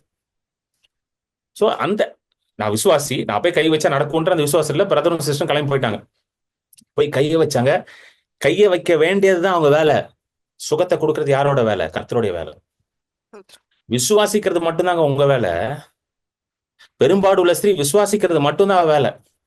சுகத்தை கொடுக்கறது யார் வேலை? கர்த்தருடைய வேலை. எபிரோட மகள் பிழைப்பதற்கு எபிரு வெறும் விசுவாசிக்க மட்டும்தான் வேணும். இயேசு சொல்றாரு பாத்தீங்களா, மார்க் 5:36, பயப்படாத விசுவாசம் உள்ளவனாரு. ஆண்டவர் என்ன சொல்ற? எப்பா நீ விசுவாசம் மட்டும் வச்சுக்கோப்பா, மிச்சதை நான் பாத்துக்கிறேன் பண்றது. நீ விசுவாசம் உள்ளவனா மட்டும் இரு. சொல்லுங்க, விசுவாசம் உள்ளவனா இரு. விசுவாசம் உள்ளவனா இரு. இப்படிதான் நீங்க இருக்கணும். ஆண்டவர் இதுதான் கேட்கிறாரு, வேற எதுவுமே உங்களுக்கு கேட்கல அவரு. நம்ம நினைக்கிறோம் ஆண்டவர் அதை கேட்கிறாரு, இதை கேட்கிறாரு, இதை பண்ணணும் அதை பண்ணணும். அதெல்லாம் அவர் கேட்கவே இல்லை. அவர் is only looking for faith. அவர் விசுவாசத்தை மட்டும் தான் தேடிட்டு இருக்காரு அவர். சோ இந்த விசுவாசம் எப்படி உண்டாகுது? வார்த்தையின் மூலமாக மட்டும்தான் விசுவாசம் உண்டாகும். Only by the word of God you will receive faith. நீங்க முட்டி போட்டு ஜெபம் பண்ணனால விசுவாசம் எல்லாம் உண்டாகாதுங்க. டோன்ட் மிஸ்டேக் மீ, இதுதான் ட்ரூத். நீங்க 10 மணி நேரம் முட்டி போடுறதுனால விசுவாசம் எல்லாம் ஒன்றும் உண்டாகாது. அதெல்லாம் ட்ரை பண்ணி பார்த்துட்டேன். நான்லாம் எவ்வளவு முட்டி போட்டிருக்கேன் தெரியுமா? எத்தனையோ பேர் அன்னைக்கு கூட ஒருத்தங்க பேசினாங்க என்கிட்ட, எனக்கு எல்லாம் நாங்க ரசிக்கப்பட்ட காலத்துல எல்லாம் என்கிட்ட இப்படியே சொல்லி எங்களை பயம் காட்டிட்டாங்க பிரதர். முட்டி போடலன்னா ஆண்டவர் ஜெபத்தே கேட்க மாட்டார், பயம் காட்டிட்டாங்க பிரதர்னு ஒருத்தங்க பேசினாங்க. யார் சொன்னா உங்களுக்கு அதெல்லாம்? ஆண்டவர் விசுவாசம் தான் பாக்குறோம். நீ முட்டி போட்டியா? நீ நெஞ்சு நின்னியா, இதெல்லாம் பார்த்துட்டு இருக்காரு ஆண்டவர். உங்க பிள்ளை உங்ககிட்ட பேச வரும்பொழுது முட்டி போட்டு வான்னு சொல்லுவீங்க உங்க பிள்ளை கிட்ட? உங்க வீட்டுல பிள்ளைங்க இருக்கிறாங்க, உங்க பிள்ளைங்க உங்ககிட்ட பேச வரும்பொழுது முட்டி போட்டியா, முட்டி போட்டாதான் நீ என்கிட்ட பேசணும். அதெல்லாம் முட்டி போடாம பேசுற நான் யாரு தெரியும்ல, இந்த குடும்ப தலைவர் தான். முட்டி போடு அப்படின்னு சொல்லுவீங்களா உங்க பிள்ளை கிட்ட? No. சொல்லுவீங்களா? புள்ள போ 4 நாள் சொல்லுங்க, புள்ள போயிடும், வீட்டை விட்டு ஓடி போயிடும் புள்ள. இது சைக்கோ அப்பா அப்பா அம்மா இருக்கும் போல இது ரெண்டும் அப்படின்ட்டு. சொல்லுங்க. என்கிட்ட பேச வர நீ இப்படி கையை இப்படி வச்சுக்கிட்டு இப்படிதான் நீ என்கிட்ட பேசணும் அப்படின்னு சொல்லுவீங்களா யாராவது? சொல்லுங்கங்க. சொல்ல மாட்டீங்க. நீங்களே உங்க பிள்ளையினிடத்துல அன்பும் கரிசனையுடனும் சமாதானத்தோடும் இருக்கும் பொழுது கர்த்தர் உங்களுடைய பரம தகப்பன் எப்படி உங்க மேல அன்பு இல்லாம இருப்பார், கரிசனை இல்லாம இருப்பார்? நீங்க முட்டி போடலாம் உங்களுக்கு செய்யாம இருப்பாரா? முட்டி அதெல்லாம் அதெல்லாம் அவர் ஒண்ணும் கேட்கவே இல்லை. அவர் விசுவாசத்தை தான் தேடுறாரு. பெரும்பாடு ஸ்திரீ எங்க முட்டி போட்டு ஜோம் பண்ணுச்சு? எவரு எங்க முட்டி போட்டு ஜோம் பண்ணா? எத்தனை நாள் ஃபாஸ்டிங் போட்டான் எவரு? பெரும்பாடு ஸ்திரீ எத்தனை நாள் ஃபாஸ்டிங்? அந்த அந்த அம்மாக்கு இருந்த பிரச்சனை ஃபாஸ்டிங் போட்டா போய் சேர்ந்துருக்கும். எப்பயும் அந்த அம்மாக்கு ஏற்கனவே பாடி வீக், இதுல ஃபாஸ்டிங் வரையும் அந்த அம்மா எங்கேயோ போய் சேர்ந்துருக்கும். உடம்பு சரியில்லையா, ஃபாஸ்டிங் போட்டு ஜோம் பண்ணீங்க. அவன் ஏன் சொன்னா இதெல்லாம்? இயேசு சொல்லாததெல்லாம் ஏங்க செய்றீங்க? இயேசு சொல்லாததெல்லாம் ஏன் பிரசங்கம் பண்றீங்க? இயேசுவே விசுவாசத்தை தான் தேடுறாரு. உன் விசுவாசம் உன்னை ரட்சித்தது. சொல்லுங்க, உங்க விசுவாசத்தை தான் தேடிட்டு இருக்காரு அவரு. நீங்க போய் பாருங்க, எல்லா இடத்துலயும் பாருங்க, 100க்கு அதிபதி இயேசுனா யாருன்னே தெரியாது அவனுக்கு. வெறும் அவனுக்கு தெரிஞ்ச ஒன்னே ஒண்ணு, இயேசு கிட்ட போனா சுகம் நடக்கும், இயேசு கிட்ட அதிகாரம் இருக்கு. இது ஒன்னே ஒண்ணுதான் அவனுக்கு தெரியும். அவனுக்கு யூதர்கள், அவன் என்ன யூத மார்க்கத்துல ஆளே கிடையாது. 100க்கு அதிபதி ரோம, அவன் ரோம கடவுளை கும்பிட்டு இருக்க ஒரு ஆளு, அந்நிய மார்க்கத்தை சேர்ந்தவன். அவன் வரான் அசால்ட்டா சொல்றான், ஆண்டவரே நீங்களாம் வர வேண்டாம் ஆண்டவரே, ஒரு வார்த்தையை சொல்லுங்க ஆண்டவரே, என் வேலைக்காரன் சுகமாயிரும் ஆண்டவரே. இயேசு சொல்றாரு, தன் தன் பின் தொடர்ந்தவர்களை பார்த்து இயேசு சொன்னாங்க. அழகா அழகா இருக்கும் வசனம். Jesus looked at his disciples. His டிசைபிள்ஸை பார்த்து சொல்றாரு, ஏப்பா இஸ்ரேல்ல கூட இப்படிப்பட்ட விசுவாசத்துல பார்க்கல. அப்படின்னு என்ன சொல்றாரு, ஏன்டா என் பின்னாடியே இருக்கீங்க, நீங்க கூட இப்படி விசுவாசிக்கலடா என்ன அப்படின்றது. உங்களை வச்சு நான் வர சபையை வர கட்டணும். அடுத்தது எங்க இருந்தோ வந்தான், அவன் சொல்றான் பாரு, கேட்டுக்கோங்கடா அப்பர்சன்ட்டுங்களா, கேட்டுக்கோங்க. பேதுரு நினைச்சிருப்பான், இவர் கூட வந்தா ரொம்ப அசிங்கப்படுத்துறாரு அப்படின்ட்டு. புரியுதுங்களா? தலைகீழ நில்லு, குப்புறடி, இதெல்லாம் ஒண்ணும் கேட்கவே இல்லை ஆண்டவர். விசுவாசத்தை ஒர்க் ஆன் யர் ஃபெய்த். நான் அதான் சொல்றாரு, ஒர்க் ஆன் எப்படி ஒர்க் பண்ண ஃபெய்த். சிம்பிளா சொல்றேன் பாருங்க, வாங்க ரோமர் 10, ரோமர் 10க்கு வாங்க. ரோமர் 10ல ரொம்ப அழகா எழுதியிருக்கு, எப்படி ஒரு மனுஷன் ரட்சிக்கப்படுறான்றதுல இருந்து எல்லாத்தையும் அழகா எழுதுறாரு பவுல். ரோமர் 10:14 போடுவீங்க. அவரை விசுவாசியாதவர்கள் எப்படி அவரை தொழுது கொள்ளுவார்கள்? அவரை குறித்த கேள்விப்படாதவர்கள் எப்படி விசுவாசிப்பார்கள்? பிரசங்கிக்கிறவன் இல்லாவிட்டால் எப்படி கேள்விப்படுவார்கள்? அனுப்பப்பட போதும் நல்லா கவனிங்க. எப்படி விசுவாசம் உண்டாகுதான்? பிரசங்கிக்கிறேன், பிரசங்கம் பண்ணணும். கரெக்டா? அதான் ரொம்ப அழகா போட்டிருக்கு. எப்படி விசுவாசம் உண்டாது? பிரசங்கம் பண்ணணும். என்ன பிரசங்கம் பண்ணணும்? நான் இப்போ விசுவாசம் உண்டாகிறதுக்கு இயேசுவை பிரசங்கிக்கணும். நான் கர்த்தர் நல்லவர் என்பதை நான் பிரசங்கிக்கணும். கர்த்தர் உன் காலை உடைப்பார், உன் கையை உடைப்பார் அப்படின்னு நான் பிரசங்கம் பண்ணுமா? அப்போ ஒரு விசுவாசம் வராது, ஓடி போயிருவீங்க கர்த்தரை விட்டுட்டீங்க. என்ன பிரசங்கிக்கணுமா? அதுதான் போட்டிருக்கீங்க. என்ன பிரசங்கிக்கணும்? நீங்க பிரசங்கம் பண்ணாதான் கேள்விப்படுவாங்க, கேள்விப்பட்டாதான் விசுவாசம் வரும். அதுதான் அந்த சீக்வன்ஸ் அப்படியே எழுதுறாரு. கரெக்டா? அவரை போடு, வசனத்தை போடு விஜய். அவரை விசுவாசியாதவர்கள் எப்படி அவரை தொழுது கொள்வார்கள்? அவரை குறித்து கேள்விப்படாதவர்கள் எப்படி விசுவாசிப்பார்கள்? சோ கேள்விப்படணும். எப்படி கேள்வி பிரசங்கணும்? என்ன அதனால என்ன மாதிரி பிரசங்கம் கேட்கணும்? நீங்க கர்த்தர் நல்லவர் என்ற பிரசங்கத்தை கேளுங்க போயிட்டு. கர்த்தர் உங்களை ஆசீர்வதிப்பான்ற பிரசங்கத்தை கேளுங்க. கர்த்தர் உங்கள் வியாதிகள் எல்லாம் சுமந்தார் சிலுவையில் என்ற பிரசங்கத்தை கேளுங்க. கர்த்தர் உங்களுக்காக ஒரு நல்ல வாழ்க்கையை வைத்திருக்கிறான்ற பிரசங்கத்தை கேளுங்க. கர்த்தர் உங்க மேல கோபமா இல்ல, கர்த்தர் உங்கள் மேல பிரியமா இருக்கிறார், கர்த்தர் உங்களை நேசிக்கிறார் என்ற பிரசங்கத்தை போய் கேளுங்க. எதிர்மறையான காரியங்களை போய் கேட்டுட்டு இருக்காதீங்க. கர்த்தர் உன்னை அடிப்பார், கொள்ளுவார், காலை வெட்டுவார், வாந்தி பண்ணி போடுவார், பைபிள்ல இல்லாத பிரசங்கத்தெல்லாம் போய் கேட்டுட்டு இருக்காதீங்க. தயவு செய்து கேட்டுட்டு இருக்காதீங்க போய். My humble request. ஏன்னா நீ யூடியூப்ல ஏகப்பட்ட பிரசங்கம் வருது, எல்லாத்தையும் உட்காந்து கேட்டீங்கன்னா விசுவாசம் வளராது, அவிசுவாசம் தான் வளரும். அதான் சொல்றேன், எல்லாத்தையும் அதான் சொல்றேன். எல்லாத்தையும் கேட்டீங்கன்னா எதுவும் வளராது, அப்படியே இருக்கும், லைஃப் அப்படியே ஓடும். இவர் ஒண்ணு சொல்றாரு பிரதர், அவர் ஒண்ணு சொல்றாரு பிரதர். கிரண் பால் நல்லா சொல்றாரு பிரதர், ஆண்டவர் சுகமாக்குவான்னு சொல்றாரு பிரதர். அவர் மீட்டிங் முடிச்சு இன்னொரு ஒரு மீட்டிங் போவோம் பிரதர், அவர் ரொம்ப கண்டித்து உணர்த்துவார் பிரதர், காலை உடைப்பார், கையை உடைப்பார். அப்ப கிரண் பால் இவ்வளவு நேரம் பேசினதெல்லாம் புஷ்ன்னு போயிடும். எங்கேயாவது ஆண்டவர் வந்து நல்லா பாருங்க, இயேசு கிறிஸ்து இருக்கும் பொழுது எவனையாவது ஆண்டவர் காலை உடைப்பண்ணாரா? சொல்லுங்க, எவனையாவது? யூதாஸோட காலை கூட உடைக்கலங்க அவரு. ஹலோ, யூதாஸோட காலை கூட உடைக்கல. யூதாஸ் அவரை காட்டி கொடுக்குறான். 30 வெள்ளி காசை வாங்கிட்டு ஆண்டவரே காட்டி கொடுக்குறான். அவன் காலை கூட உடைக்கல. செய்யற காரியத்தை போய் சீக்கிரம் செய்யணும் அவனை அனுப்பி விடுறாரு. அவன் தான் போய் மனம் திரும்பாம போய் நாண்டுட்டு செத்து போனான். அவன் மனம் திரும்பல, அது அவன் பிரச்சனை, அது ஆண்டவர் பிரச்சனை கிடையாது. ஆண்டவர் அப்ப கூட சொல்றாரு, எப்ப சாப்பிட்டுக்கிட்டு போப்பா, பஸ்கா பண்டிகையில் உட்காந்துருப்போம், நல்லா சாப்பிட்டு கிளம்பி போப்பான்றாரு. அவனுக்கு தான் கம்யூனியன் கொடுத்தாரு, யூதாஸ்க்கு வந்து சேர்த்து தான் கம்யூனியன் கொடுத்தாரு. கரெக்டா இல்லையாங்க? பைபிள் வசனமே வருது. அவர் காட்டி கொடுக்குறவன் என்ன பண்ணானா, அவன் தான் கப்புக்குள்ள கை விட்டானான். ஃபர்ஸ்ட் அவசர அவசரமா சாப்பிட்டு இருப்பான், இவரை காட்டி கொடுக்கணும், சீக்கிரம் சாப்பிடுவோம் அப்படின்ட்டு. அவனுக்கும் சாப்பாடை போட்டு அனுப்பி விடுறாரு, செய்யறதை சீக்கிரம் செய்யறது. இப்படிப்பட்ட நல்ல ஆண்டவர் இவரை பத்தின பிரசங்கத்தை தான் நீங்க கேட்கணும். நல்லவர் என்ற பிரசங்கத்தை தான் நீங்க கேட்கணும். இதை கேட்கும் பொழுது ஆட்டோமேட்டிக்கா உங்களுக்கு என்ன உண்டாகும்னா விசுவாசம் உண்டாகும். அதுதான் போட்டுருக்கு பாருங்களேன். 15வது வசனம் படிங்க. சோ பிரசங்கிக்காக விட்டால் என்ன உண்டாது, அவர்கள் எப்படி கேள்விப்படுவார்கள்? 15. அனுப்பப்படாவிட்டால் எப்படி பிரசங்கிப்பார்கள்? சமாதானத்தை கூறி நற்காரியங்களை சுவிசேஷமாய் அறிவிக்கிறவர்களுடைய பாதங்கள் எவ்வளவு அழகானவைகள் என்று எழுதியிருக்கிறதே. போதும். அனுப்பப்படாவிட்டால் எப்படி பிரசங்கிப்பார்கள்? இப்போ ஆண்டவர் என்ன அனுப்பி இருக்கிறாரு?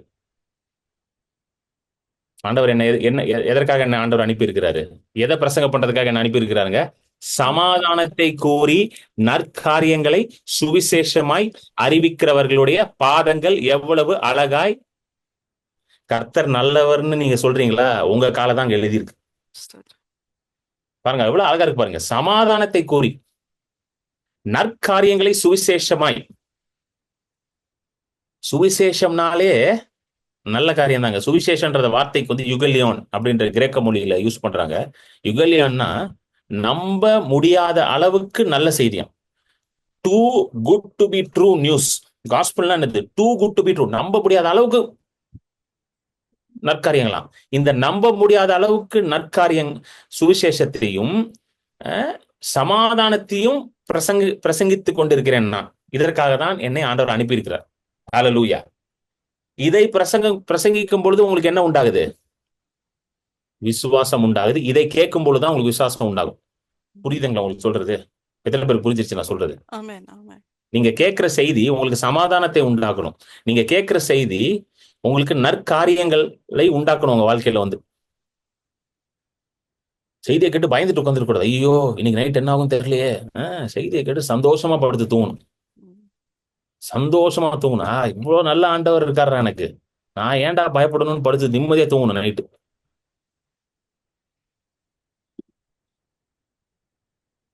ஹல்லேலூயா.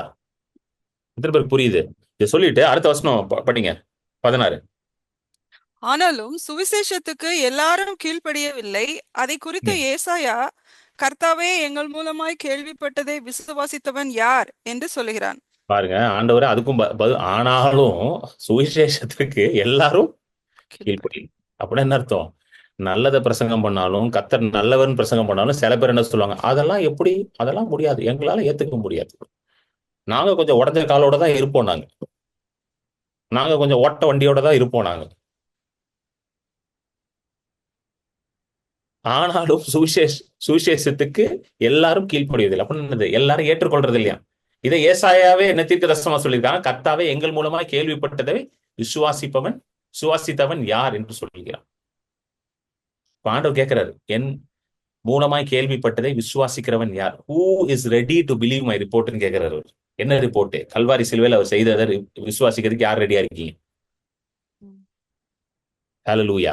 மெய்யாகவே உங்கள் பாடுகளை ஏற்றுக்கொண்டார், உங்கள் துக்கங்களை சுமந்தார், உங்கள் பாவங்களுக்காக அடிக்கப்பட்டார், நொறுக்கப்பட்டார், பாதிக்கப்பட்டார், உங்கள் சமாதானத்தின் ஆக்கினை அவர் மேல் வந்தது, அவருடைய தழும்புகளால் குணமானீர்கள். இதை விசுவாசிக்கிறவர் யாருன்னு கேட்கிறார் ஆண்டவர். இதை விசுவாசிச்சீங்கன்னா சுவிசேஷத்தின் நற்காரியங்கள் உங்க வாழ்க்கையில நடக்க ஆரம்பிச்சிரும். புரியுதுங்களா இல்லையாங்க? இதை விசுவாசிக்கணும். இதுதான் மேட்ரே. Don't spend your time on unnecessary things. அதாவது தேவையில்லாத காரியத்தெல்லாம் உட்காந்து ஈடுபட்டு இருக்காதீங்க. தேவையில்லாத ரிலீஜியஸ் காரியத்தெல்லாம் உட்காந்து ஈடுபட்டு இருக்காதீங்க. விசுவாசத்தை வளர்க்கறதுக்கு என்ன பண்ணுமோ அதை பாருங்க. இது எப்படி நடக்குமா? அடுத்த வருஷம் 17வது வருஷம். ஆதலால் ஆதலால் விசுவாசம் கேள்வினாலே வரும், கேள்வி தேவனுடைய வசனத்தினாலே வரும். விசுவாசம் கேள்வினால வரும், கேள்வி தேவனுடைய எதை கேட்டா விசுவாசம் வருமா? தேவனுடைய வசனத்தை இங்க கேட்டாலாம் ஒரு தடவை கேட்டாலாம் கிடையாது. அது பேர் விசுவாசம். அது அப்படிலாம் வராது. நல்லா கவனிங்க. அங்க ஹியரிங் அப்படின்ற வார்த்தை யூஸ் பண்ணிருக்கு இங்கிலீஷ்ல. Continuous present tense. ஹியரிங்னா you have to constantly keep hearing. கேட்கறது வந்து எப்படி கேட்கணுமா? தொடர்ந்து கேட்கணும். சொல்லுங்க, தொடர்ந்து கேட்கணும். ஒரு தடவை கேட்டாலாம் பத்தாது. நான் சில மெசேஜ் எல்லாம் திரும்ப திரும்ப உட்காந்து கேட்பேன். இன்னுமே நான் உட்காந்து நிறைய மெசேஜ் கேட்பேன். இன்னுமே நான் கேட்டுட்டு தான் இருப்பேன். இந்த மீட்டிங் வரதுக்கு முன்னாடி கூட உட்காந்து மெசேஜ் தான் கேட்டுட்டு இருந்தேன். ஏன்னா ஒரு பத்த மாட்டேங்குது பாருங்க. ஏன்னா உலகம் ஃபுல்லா அவிசுவாசத்துல நிறைஞ்சிருக்குல்ல. உலகம் முழுதும் அவிசுவாசம் தான் இருக்குது. எவன்கிட்ட பேசினாலும் அவிசுவாசத்தோட தான் பேசுறான். நெகட்டிவான காரியம் தான் உலகம் ஃபுல்லா இருக்குது. ஸோ கேட்டுக்கிட்டே இருக்கணும். Hearing and hearing and hearing and hearing and hearing and hearing and hearing. கேட்டுக்கொண்டே இருக்கணும். நீங்க வசனத்தை கேட்டுக்கொண்டே இருக்கணும். வசனம் உள்ள போய்கிட்டே இருக்கணும். ஏன்னா வசனம் தான் இன்னைக்கு உங்களுக்கு உணவு. அதுதான் உங்களுக்கு மருந்து. நீதிமொழிகள் 4:21-22 தெளிவாக எழுதியிருக்கு. அவர் வார்த்தையை கண்டடைகிறவன் ஜீவனும் கண்டடைகிறான். அது அவர் உடலுக்கு எல்லாம் ஆரோக்கியமும் மருந்தாக இருக்குதான். சோ மருந்து அவரோட உடல். உங்க உடலுக்கு ஆரோக்கியம் அவர் வார்த்தை, உங்க உடலுக்கு ஆரோக்கியம் அவர் மருந்து. பாருங்க, அவைகளை கண்டுபிடிக்கிறவர்களுக்கு அவைகள் ஜீவனும் அவர்கள் உடலுக்கு எல்லாம் ஆரோக்கியம். For their life to those who find them and healing to all their flesh. என்னது? தேவனுடைய வார்த்தை. தேவனுடைய வார்த்தையை எவன் கண்டுபிடிச்சு அவன் இருதயத்துல அதை ஒளிச்சு வச்சு அதை பொக்கிஷமா வச்சிருக்கிறானோ அவனுக்கு அது மருந்தா இருக்குது, ஜீவனா இருக்கு. சோ அப்ப அது என்ன பண்ணும்? தொடர்ந்து இதுதான் கேட்க வேண்டியதா இருக்கு. கேட்டுக்கிட்டே இருக்கணும். உட்காந்து கேட்டுக்கிட்டே இருக்கணும். நான்லாம் வந்து இந்த சத்தியத்தை கேட்கறதுக்கு வந்து எவ்வளவு செலவு பண்ணிலாம் வெளிநாட்டுலாம் போய் உட்காந்து கான்ஃபரன்ஸ்லாம் அட்டன் பண்ணிட்டு வருவாங்க. சும்மாலாம் கிடையாது. காஸ்பிளுக்காக என்ன வேணா பண்ணலாங்க. சத்தியத்துக்காக என்ன வேணா பண்ணலாம். அந்த ஊழியத்துக்கு வரதுக்கு முன்பதாக நான் ஒரு கான்ஃபரன்ஸ் அட்டன் பண்ணேன். வெளிநாட்டுக்குலாம் போய் அட்டன் பண்ணிட்டு அப்போ கையில காசு கூட இல்லை. ஏதோ ஒன்று வித்து காசை புரட்டி போட்டு கிளம்பி போயிட்டேன் நான் பாட்டுக்கு. ஏன்னா the word of God is precious. Solomon எழுதுறாருல, தேவனுடைய வார்த்தை என்பது பொண்ணு வெள்ளி எல்லாத்தோடையும் விலை வந்ததுதான். The word of God is precious than, more precious than gold, silver and rubies. ஏன்னா வார்த்தை இருக்கிற இடத்துல ஜீவன் இருக்கும். வார்த்தை இருக்கிற இடத்துல தேவ பிரசனத்தை நீங்க உணர முடியும். When you have word in your heart, you will feel the presence of God. தேவனுடைய வார்த்தையின் மூலமாக நீங்க இன்னைக்கு சுகத்தை பெற்றுக்கொண்டிட்டீங்கன்னு நான் விசுவாசிக்கிறேன். நீங்க வார்த்தையை கேட்கும் பொழுதே உங்களுக்கு சுகம் உண்டாயிருச்சுங்க. வார்த்தையை கேட்கும் பொழுதே உங்களுக்கு சுகம் உண்டாயிருச்சு. ஹல்லேலூயா. சரி, அதுதான் என்னுடைய ஊழியம் வந்து என்ன தெரியுமா? எல்லாரும் என்கிட்ட வாங்க, நான் தலையில கை வைக்கிறேன். இயேசுவே அதை பிரசங்கம் பண்ணல. நான் எப்படி அதை பிரசங்கம் பண்ண முடியும் சொல்லுங்க? சீஷர்கள் அதை பிரசங்கம் பண்ணல. நான் எப்படி பிரசங்கம் பண்ண முடியாது? இயேசு பண்ணாத ஊழியத்தை, சீஷர் பண்ணாத ஊழியத்தை நான் செய்ய முடியாது. ஹல்லேலூயா. இயேசு வந்து உலகமெங்கும் போய் சீஷர்களை உண்டாக்குங்கன்னார். சீஷர்கள்னா யார் தெரியுமா? இயேசுவை போலவே மற்றவர்களை எழுப்பணுமா நம்ம. அதுதான் சீஷர்னா யாரு? தன்னுடைய எஜமான் மாஸ்டர் செய்யறத அப்படியே செய்வான். அவன் தான் disciple. Disciple is someone who does what the master does. சீஷன் என்பவன் தன்னுடைய ஆசிரியர் செய்வதை அப்படியே ஃபாலோ பண்ணி அதை செய்வான். ஸோ இயேசு என்ன சொல்றாரு? உலகமெங்கும் போய் சீஷர்களை எழுப்புங்க. ஸோ என் மினிஸ்ட்ரியோட வேலை என்னது? சீஷர்களை எழுப்புறது, விசுவாசிகளை எழுப்புறது இல்லை. இன்னைக்கு விசுவாசி ஊரெல்லாம் கிடக்குறாங்க. யாரும் விசுவாசிக்கிறேன்? இயேசு விசுவாசிக்கிறேன். யாரும் விசுவாசிக்கிறேன். ஆனா அதிகாரம் இல்லை. அவங்க வாழ்க்கையில வந்து பிசாசின் மேல அதிகாரம் இல்லை, வியாதி மேல அதிகாரம் இல்லை, தரித்திரத்தின் மேல அதிகாரம் இல்லை, வெற்றியான வாழ்க்கை இல்லை. ஏன் வெற்றியான வாழ்க்கை இல்லைன்னா சீஷர்களா இல்லை. இயேசு சீஷர்களை தேடுறாரு. யோவான் 14 சொல்றாரு, நான் செய்ததும் செய்வீர்கள், நான் செய்வதற்கும் மேலான காரியங்களை செய்வீர்கள். You will do my works and you will do the greater works. So ஆண்டவர் அப்படிப்பட்ட நபர்களை தான் தேடிட்டு இருக்காரு இன்னைக்கு. Hallelujah. He wants people who do greater works. அந்த கிரேட்டர் ஒர்க் பண்ண வேண்டிய ஆள் நீங்க தான். சொல்லுங்க, நான் தான் அந்த கிரேட்டர் ஒர்க் பண்ணும். ஹல்லேலூயா. நான் அந்த மேலான காரியங்களை செய்யணும். ஹல்லேலூயா, ஹல்லேலூயா. நம்ம ஜெபம் பண்ணுவோம். ஹல்லேலூயா, ரபா ஹல்லபா ஷகதரபா. Thank you Lord, thank you Lord. ஆண்டவரே, நீங்க ஒரே ஒரு காரியத்தை தான் நீங்க கேட்கணும். ஆண்டவரே, என் கண்களை திறங்க. ஆண்டவரே, என் கண்களை திறங்க. Open my eyes God. Open my eyes, என் கண்களை திறங்க ஆண்டவரே. ஹalleluya, ஹalleluya. கிறிஸ்துவுக்குள்ள நான் இருக்கிறேன் அப்படின்றத நான் உணர்ந்து கொள்ளணும் ஆண்டவரே. ஹalleluya. பவுல் அதை தான் ஜெபம் பண்றாரு பாருங்க. எபேசிய சபைக்கு ஜெபம் பண்றாரு. பிரகாசமான மனக்கண்களை கொடுங்கப்பா, இவங்களுக்கு பிரகாசமான மனக்கண்கள் கொடுங்க. ஹalleluya. Rafah ஹலபா ஷிகதரபோ ரேபே ஹேலெனேமே ஷிகலாதி ஹனமா. Thank you Lord, thank you Lord. எல்லாரும் ஆண்டவருக்கு ஹalleluya நன்றி செலுத்துவோம். Thank you Father, in the name of Jesus I declare, in the name of Jesus I declare, hallelujah, hallelujah. ஆண்டவரே, இங்க வந்திருக்கிற ஒவ்வொருத்தருக்கும் பிரகாசமான மனக்கண்கள் உண்டாவதாக. ஹalleluya, hallelujah. ரீபா ஹலபா ஷகதரபோ ரேபே ஹேலெனேமே ஷிகதரபா ரீபா ஹலனமோ ஷோகோ திகரபா. Thank you Lord, thank you Lord. Rafah ஹலமா ஷிகலபா தரபோ திகலரபோ ரபரபா. Hallelujah, hallelujah, hallelujah. Thank you Lord. ஆண்டவரே, hallelujah, hallelujah. ஒரு வெளிப்பாட்டின் ஆவி இவர்கள் மேல வரட்டும். Let a spirit of revelation come upon them. Hallelujah. ஒரு வெளிப்பாட்டின் ஆவி. Hallelujah, hallelujah, hallelujah. Thank you Lord. நம்முடைய கர்த்தராகிய இயேசு கிறிஸ்துவின் தேவனும் மகிமையின் பிதாவானவர் தம்மை நீங்கள் அறிந்து கொள்ளபடி ஞானத்தையும் தெளிவையும் அளிக்கிற ஆவியை உங்களுக்கு தந்தருளாராக. ஹalleluya. இதுதான் பவுல் ஜெபம் பண்றாரு. ஞானத்தையும் தெளிவையும் அளிக்கிற ஆவியை உங்களுக்கு அவர் கொடுப்பார். ஹalleluya, hallelujah. இந்த spirit of revelation, spirit of wisdom, spirit of revelation, spirit of wisdom come upon the people. Hallelujah, hallelujah. Spirit of revelation, spirit of wisdom. ஆண்டவரே கேளுங்க, ஆண்டவரே ஒரு spirit of revelation, ஒரு spirit of wisdom எனக்கு வேணும் ஆண்டவரே. Hallelujah, hallelujah, hallelujah, hallelujah. Rabba halaba shakada rabo rebe hele lebe shikada raba. Hallelujah. Thank you Lord. Hallelujah, hallelujah, hallelujah. Thank you Lord, thank you Lord, thank you Lord, thank you Lord. அவரை அறியும்படிக்கு ஆண்டவர் உங்களுக்கு ஒரு spirit of revelation and spirit of wisdom கொடுக்கிறார். ஞானத்தின் ஆவி. Hallelujah, hallelujah, hallelujah. தெளிந்த புத்தி, ஒரு வெளிப்பாட்டின் ஆவி.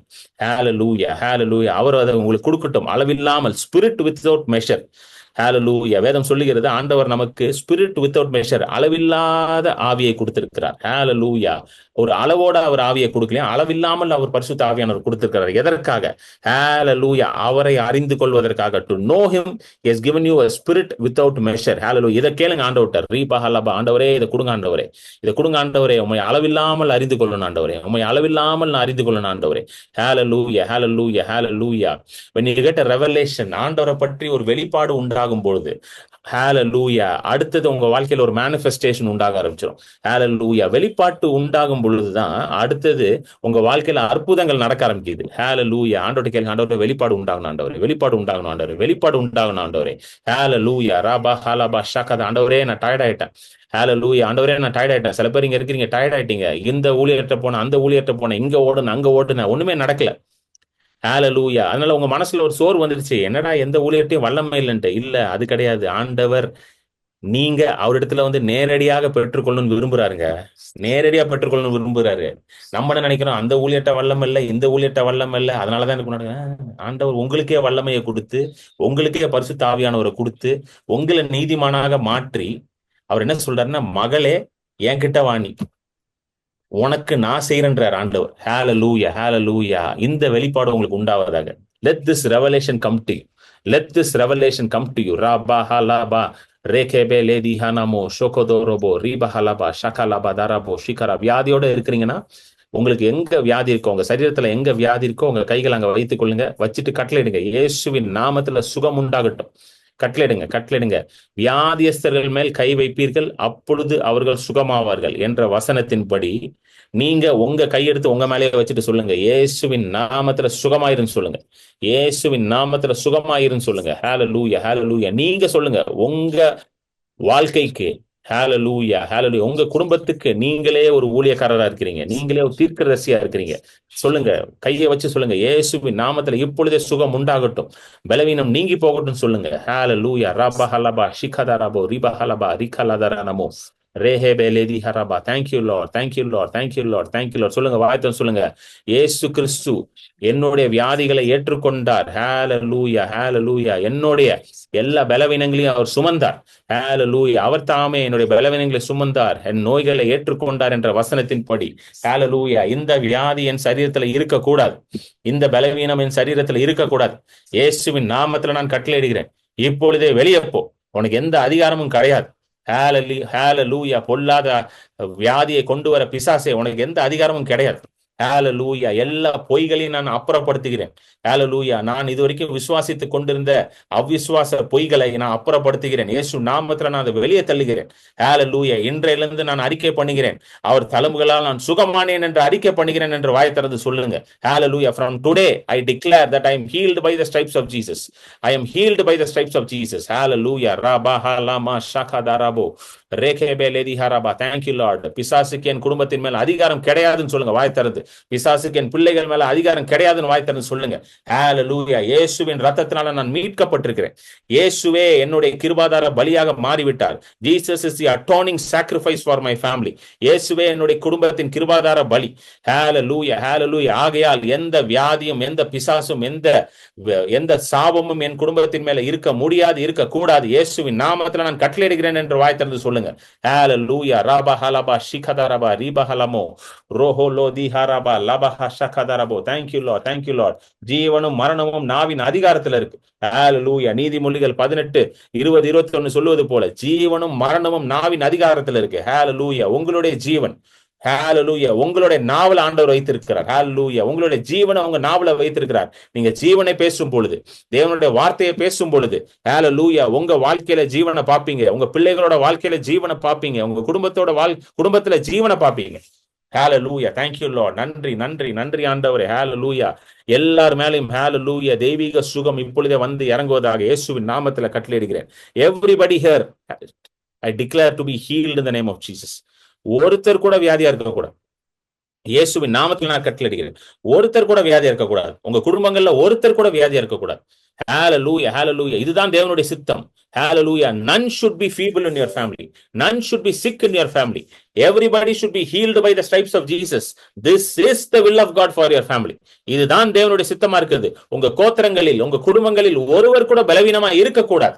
இயேசுவின் நாமத்துல நான் கட்டளையிடுகிறேன். ஹalleluya. எல்லாரும் சுகமா இருக்கணும், எல்லாரும் விடுதலையா இருக்கணும். இயேசுவின் நாமத்துல நான் கட்டளையிடுகிறேன். குடும்பங்களை நான் ஆசீர்வதிக்கிறேன் இயேசுவின் நாமத்துல. ஹalleluya, hallelujah. ரபஹலமா ஷகதரபோ திகரபோ ரிபஹலமோ ரேஹேபே லிகதரபா. Thank you Lord, thank you Lord. ஹalleluya. கலாத்தியர் 3:13 படி ஹalleluya, அவர் தாமே ஹalleluya உங்களுடைய சாபங்களையும், ஹalleluya, hallelujah, சாபங்களை ஹalleluya இயேசு கிறிஸ்து கல்வாரி சிலுவையில ஏற்றுக்கொண்டார். ஹalleluya, hallelujah. இயேசு சாபமானார். உங்க மேல சாபம் இருக்க கூடாதுங்க. ஏன்னா இயேசு சாபமானார். உங்க மேல சாபம் இருக்க கூடாது, இருக்க முடியாது. நான் இன்றைக்கு சொல்லுகிறேன், உங்க மேல சாபம் இருக்கக்கூடாது, இருக்க முடியாது. ஏன்னா இயேசு கிறிஸ்து சாபமானார். கலாத்தியர் 3:13 படி இயேசு சாபமானார், கிறிஸ்து சாபமானார். ஹalleluya. எல்லா சாபத்திலிருந்தும் உங்களை நீங்களாக்கி மீட்டு கொண்டு, ஹalleluya, ஆபிரகாமின் ஆசீர்வாதத்தை உங்கள் மேலும் உங்கள் குடும்பத்தின் மேலும் வரும்படியாக, ஹalleluya, வாக்குத்தத்தம் பண்ணின, ஹalleluya, ஆவியின், ஹalleluya, சகல ஆசீர்வாதங்களையும் வாக்குத்தத்தத்தையும் உங்கள் மேல் வரும்படியாக கிறிஸ்து சாபமானார். ஹalleluya. நான் சொல்றேன், உங்க மேல எந்த சாபமும் கிடையாது. எந்த பில்லி சூனியம் கட்டும் உங்க குடும்பத்தின் மேல வாய்க்க முடியாது. ஹalleluya. இஸ்ரவேலுக்கு எதிராக குறி சொல்வதும் இல்லை, மந்திரமும் இல்லை. உங்களுக்கு எதிராக வருகிற எல்லா வார்த்தைகளையும் நீங்கள் கடிந்து போடுவீர்கள். ஹalleluya. You shall condemn every tongue that rises against you. உங்களுக்கு எதிராக யார் பேசினாலும், நான் சொல்றேன் கேட்டுக்கோங்க, வசனம் அதுதான் சொல்லுது. ஏசாயா 54 ஹalleluya 16 படி ஹalleluya, உங்களுக்கு எதிராக எந்த ஆயுதமும் வாய்க்காது. உங்களுக்கு எதிராக பேசப்படுகிற எல்லா வார்த்தையை நீங்கள் கடிந்து கொள்வீர்கள். You shall condemn every tongue that rises against you. உங்களுக்கு எதிராக என்ன பேசினா சரி, யார சாபமே விட்டுருந்தாலும் நான் சொல்றேன், அந்த சாபம் பலிக்காது. ஹalleluya. ஏன்னா ஆண்டவர் வாக்கு பண்ணிருக்காரு, உன்னை ஆசீர்வதிக்கிறவனை நான் ஆசீர்வதிப்பேன், உன்னை சபிக்கிறவனை நான் சபிப்பேன். ஹalleluya. கர்த்தர் பார்த்துக் கொள்வார். ஹalleluya. அந்த சாபம் உங்கள் மேலும் உங்க குடும்பத்தின் மேலும் பலிக்க முடியாது. ஹalleluya. கர்த்தர் அதை பார்த்துக் கொள்வார். ஹalleluya, hallelujah. அதை நீங்க கடிந்து கொள்ளுங்க. சொல்லுங்க, இயேசு நாமத்துல எனக்கு ஆசீர்வாதம் மட்டும்தான். Hallelujah. Only the blessing of the Lord is upon me and my family. Hallelujah. Only the blessing of the Lord is upon me and my family. Ribaha laba shakadarabo rekebe lidihanama shakaladarabo shukodorabo lidihanama. Thank you Lord, thank you Lord, thank you Lord, thank you Lord. நன்றி நன்றி நன்றி ஆண்டவரே, நன்றி நன்றி நன்றி.